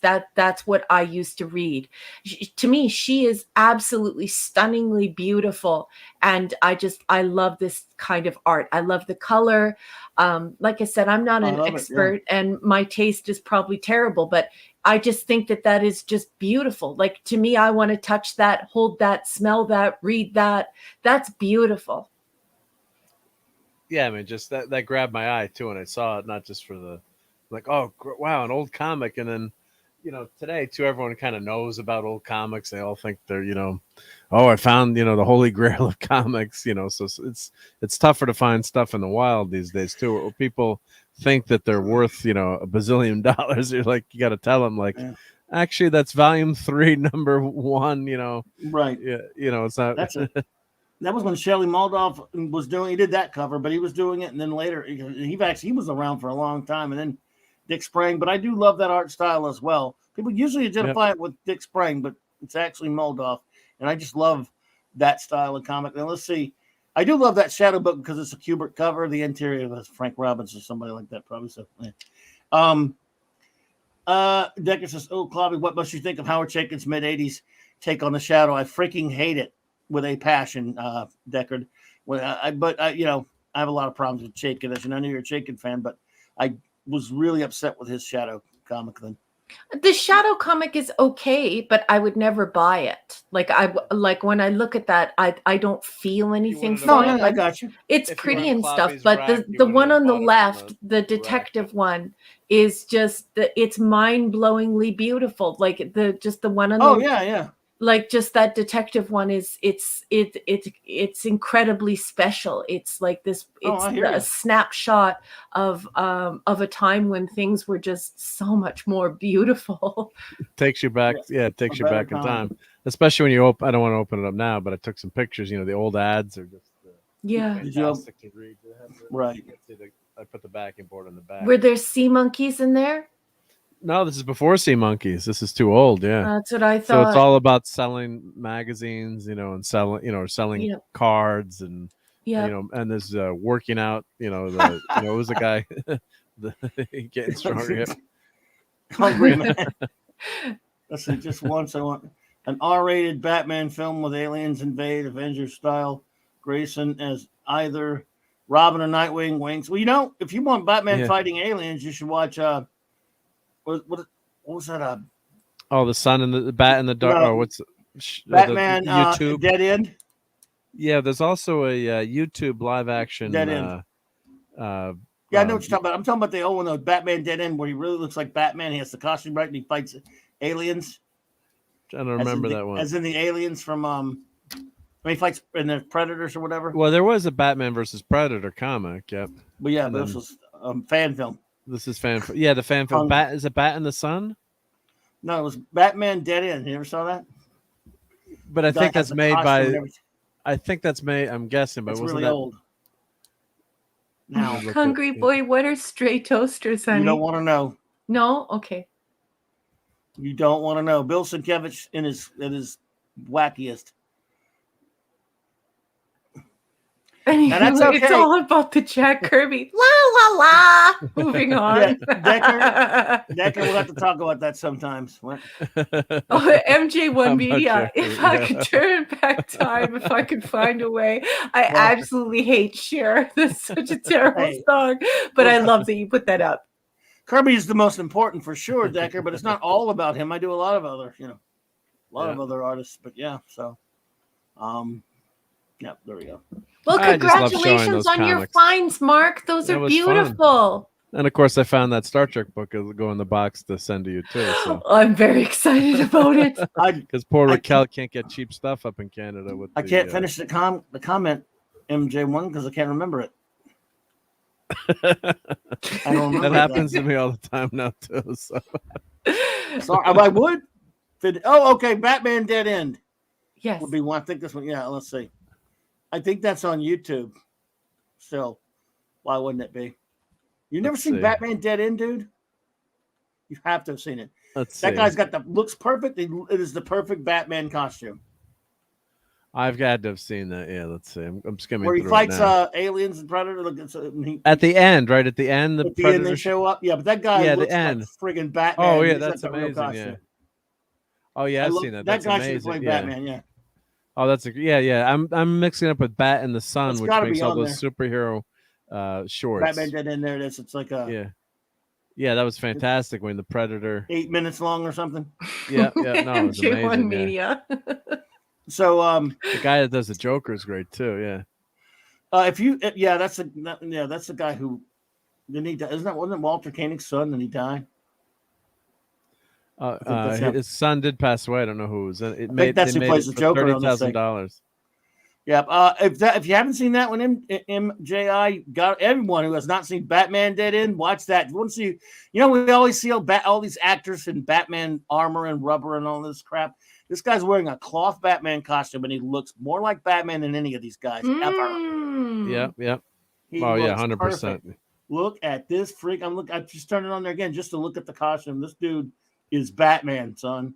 He's much bigger than Michael Keaton. He's got the build for it. He's got the cape is perfect. The scene when he falls down when he jumps off the roof, lands on the ground into the water, and the cape. It's the incredible. Cape out, yeah. And then the cape is. This looks like a comic book Batman, folks. They're never going to make Batman look like this in a movie. That's what it's weird to have him fighting aliens and Predator and all that kind of crap. But he fights the Joker in there, and this dude is Batman. The costume, everything. Good God. Yeah, because the gray actually works great. They did a nice representation of it. Yeah. Do you think we get in trouble if we show any of it, or we don't? Probably don't want to do that. I don't know. I mean, it is a YouTube. He didn't. I mean, he don't know Batman either. Right? Yeah, I guess that's probably. Well, if you want, I can skim through it, not show it. Let's see here. You can if you want to. Yeah, I'll just show people a couple. Now that we've piqued everyone's interest. Yeah, show them what it looks like. They have to have seen it. Yeah. I can't imagine anyone not seeing Batman Dead End. Has Raquel seen it? She's not. She's not a Batman fan. I know. I'm teasing. I meant geeks. Yeah, I know. Look at all this crap. Look at this guy.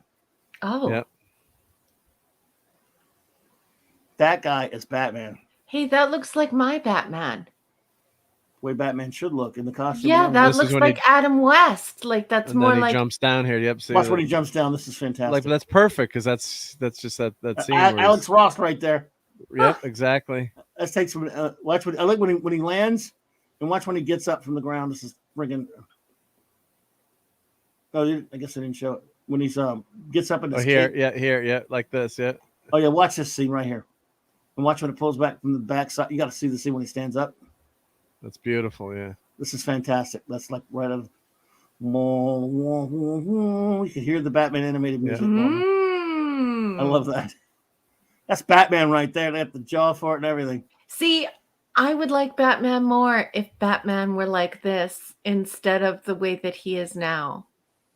Oh yeah. But they make him like an Iron Man. It's like now. Iron Man. It's Iron Man Batman now. Baby. This ain't no sparkly boy Batman. And again, I prefer the blue cape and everything as well, Hungry Boy. Oh my gosh, that's really scary. You need to shut that off. Walter Koenig's son. Oh, that's terrifying. Oh, it's supposed to be. It's so Joker. Evil. The Joker is scary. Jump ahead a little bit, I guess. Just so where's the kick? Yeah, when he kicks him, there's a scene where he kicks him and it looks really it shows how the costume works. Yeah. He said, I'm glad you forgive me because I can't remember what it was. Loved it, but you still sidetracked the conversation and didn't finish. I do that, man. I'm old and I haven't. You can feel free to remind me of what it was though, and I'll be glad to help you. Yeah. So it's hard to do too, right? Because this isn't fully a conversation, MJ1 Media, as you well know, since your media is in your name. We sometimes go like AM radio, where we go off and start having conversations, and we're trying to integrate so many different ideas and comments. So yes, please do. Okay, please do. Thank you, man. Sorry about that, dude. It happens. This is so cool. It's really the suit works. Right on, Hungry Boy. Batman Predator. Oh my gosh, that's the from the Predator movie. What the hell is this thing doing near Batman? Well, it's a fan There was film, a comic so book, Batman Predator. Oh. So yeah. back then, Predator was so huge. He fought every superhero. There was a Predator, Tarzan Predator. There was a Judge Dredd Predator. There was a Magnus Predator, Batman Predator, a bunch of those. Yeah. That is a one very good looking Batman. That's a good Batman. I'm Batman. Yeah. I guess we can't get into too much trouble for showing. I mean, the guy. Well, yeah, because he doesn't own Batman either. No, it's a fan film, so it's not, You can always throw up that copyright thing that I made for Clobby. If you put that in the comments, you should be okay. Right. Yeah, it's just a few minutes. Look at he's killing that damn Predator. Yickle. So, yeah. It's weird because I love this guy the way he looks. I would have done a different type of story, but, Well, it's kind of that shock value, too, where you've got the... You've got he's Batman. We better run. Shock value, yeah. Predator versus Batman. Because you're not expecting that. You're dealing with the Joker, then all of a sudden... And look what's behind him. Yeah. That Joker is terrible. It's a very scary looking thing. Batman's in trouble, or maybe they're in trouble. Yeah. Captain Deckard, I love Mazzucchelli. Oh man, absolutely. Oh, there it is. He reposted, or he or she, MJ1 Media at Clobberin Times. Just once, I want to read an R-rated Batman film with aliens invading, and Grayson as either Robin or Nightwing reacts by giving us the famous fan-made callback to the 60s. Holy bleep, Batman. Well, I know what you're saying. It'll probably never happen. But every time we finally get quote unquote a Batman movie, they bring him back to his first starting. They cast him even Weasleyer. Now I don't know what you think, but I can't stand Sparkly Boy Bat. I think the trailer for The Batman looks terrible. So I hear you, MJ. I don't think we'll ever get anything like that again. And in about 10 years, they'll go back and recast him again, buddy. But what are you gonna do? Walter's son is a little too good at being creepy. Yep. Yeah. Unfortunately, passed away. Yeah. Well, there you go, dude. So that was a lot of fun. Highly recommended. Yeah, that's a fun. We were all over the place tonight. We went everywhere on the Clubhouse tonight. Well, I want to thank everybody for hanging out with us tonight. We really appreciate it. Though a lot of them probably, we wore them out. They had to run off because it was very late. But we love you for those who were here and those who still are. Yeah. So those who still are, of course, Deckard, Spock, Captain. Good. Thank you for hanging. Hungry Boy, buddy. Yes. Again, thank you so much for this wonderful drawing. That's awesome. I'll never forgive it. I will keep it at the ready. I'm going to keep it at the ready forever. So it's wonderful. You made a wonderful contribution to the show. Yeah. That was such a cool thing to do. And before we go any further down the list, Captain Deckard Spock, great comments this evening, sir. Thank you so much, as always, Captain. I'm glad we got to hang out a little bit today, even though it was after the show.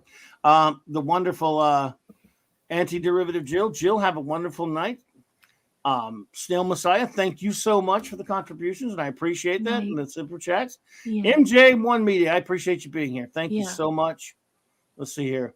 Shout out to everyone. We can't remember everyone here, but Enigmatic Drop Bear, thank you. Yes. Obviously the lovely Sherry was here. Janet popped in. Yeah. Courtney was here. Steve Mitchum, it's Courtney was here. Captain James T. Skywalker. Narada Naxamanda Bear. Rat. Absolutely, Catman, aka Dee Myers, Phantom Outsider, Eric, the great Eric K, the Bronze Surfer. Hello there, LDG of Geeks and Joy. Hello there. We're just running out. Steve Mitchum. Yep. And Nikki. Yep. And Stuart Mitchell. Which one? What did you say? No, I was going to say, you said Snail Messiah, right? Yep. Yeah, Snail Messiah. Absolutely. Stuart Mitchell. Remember, as always, fight the good fight. Dolly had braces. I knew you were going to say that. Yes, Kal-El, thank you for being here, brother. We always appreciate you, man. Yeah, Kal-El, you're always great company. Thank you so much for supporting this channel and this show. Right. Really appreciate you. Indeed. Yes, and we've been on quite a while. I can't remember everyone who was here earlier who popped in and out, but we love you all for doing that. And tomorrow, everyone. I may go on Loki's birthday stream. I think he's having it Saturday night. Everyone, please join us for Saturday Night Star Trek with my wonderful first officer Raquel. This is, we're having a great time. You are also amazing hanging out with us on Saturday nights, and we're having a blast reviewing all of Trek 66 through 05 only, and 4 more episodes of Next Generation this Saturday night, 9 p.m. Central Standard Time. We can't wait to see you. Monday night, Mark C. Comics Talk will be something, probably Open Comics, but next Wednesday night, Mark C. and maybe Nick Weiser, hopefully, we review Kirby's Eternals, the real deal Eternals, the real deal. And then, of course, that Thursday, the Global Geek Gang will be in the daytime, and then another edition of Clobby'S Clubhouse, which what you're listening to right now, will be on again, same bat time. Also, there will be another Spinner Rack Time Machine video starting the November travels back through to my comic shop back in time 50 years to see all the new comics on the stand that we're due at the time. And then Friday, a special Friday show reviewing Marvel's Metamucil Eternals. J-Man. Oh, come on. It could end up being awesome. Yeah, it will be awesome because, everyone in the poster has assumed the position. They're gripping, they're holding on for dear life. They're waiting for the Metamucil to kick in. Yes. They will. I don't have an answer. And it will do I don't that. have That's us ready right. to reply to that one. Absolutely. We'll review it honestly, folks. We promise. Won't be easy, but we'll do it. So thank you all. Appreciate you all so much. Captain Deckard, Spock, buddy, appreciate you, man. All of you out there, have a wonderful rest of your night, morning, day, whatever you want to call it, whatever it happens to be. And hey, we'll see you all this weekend. So thank you, everyone. Good night. Yep. Good night, everybody.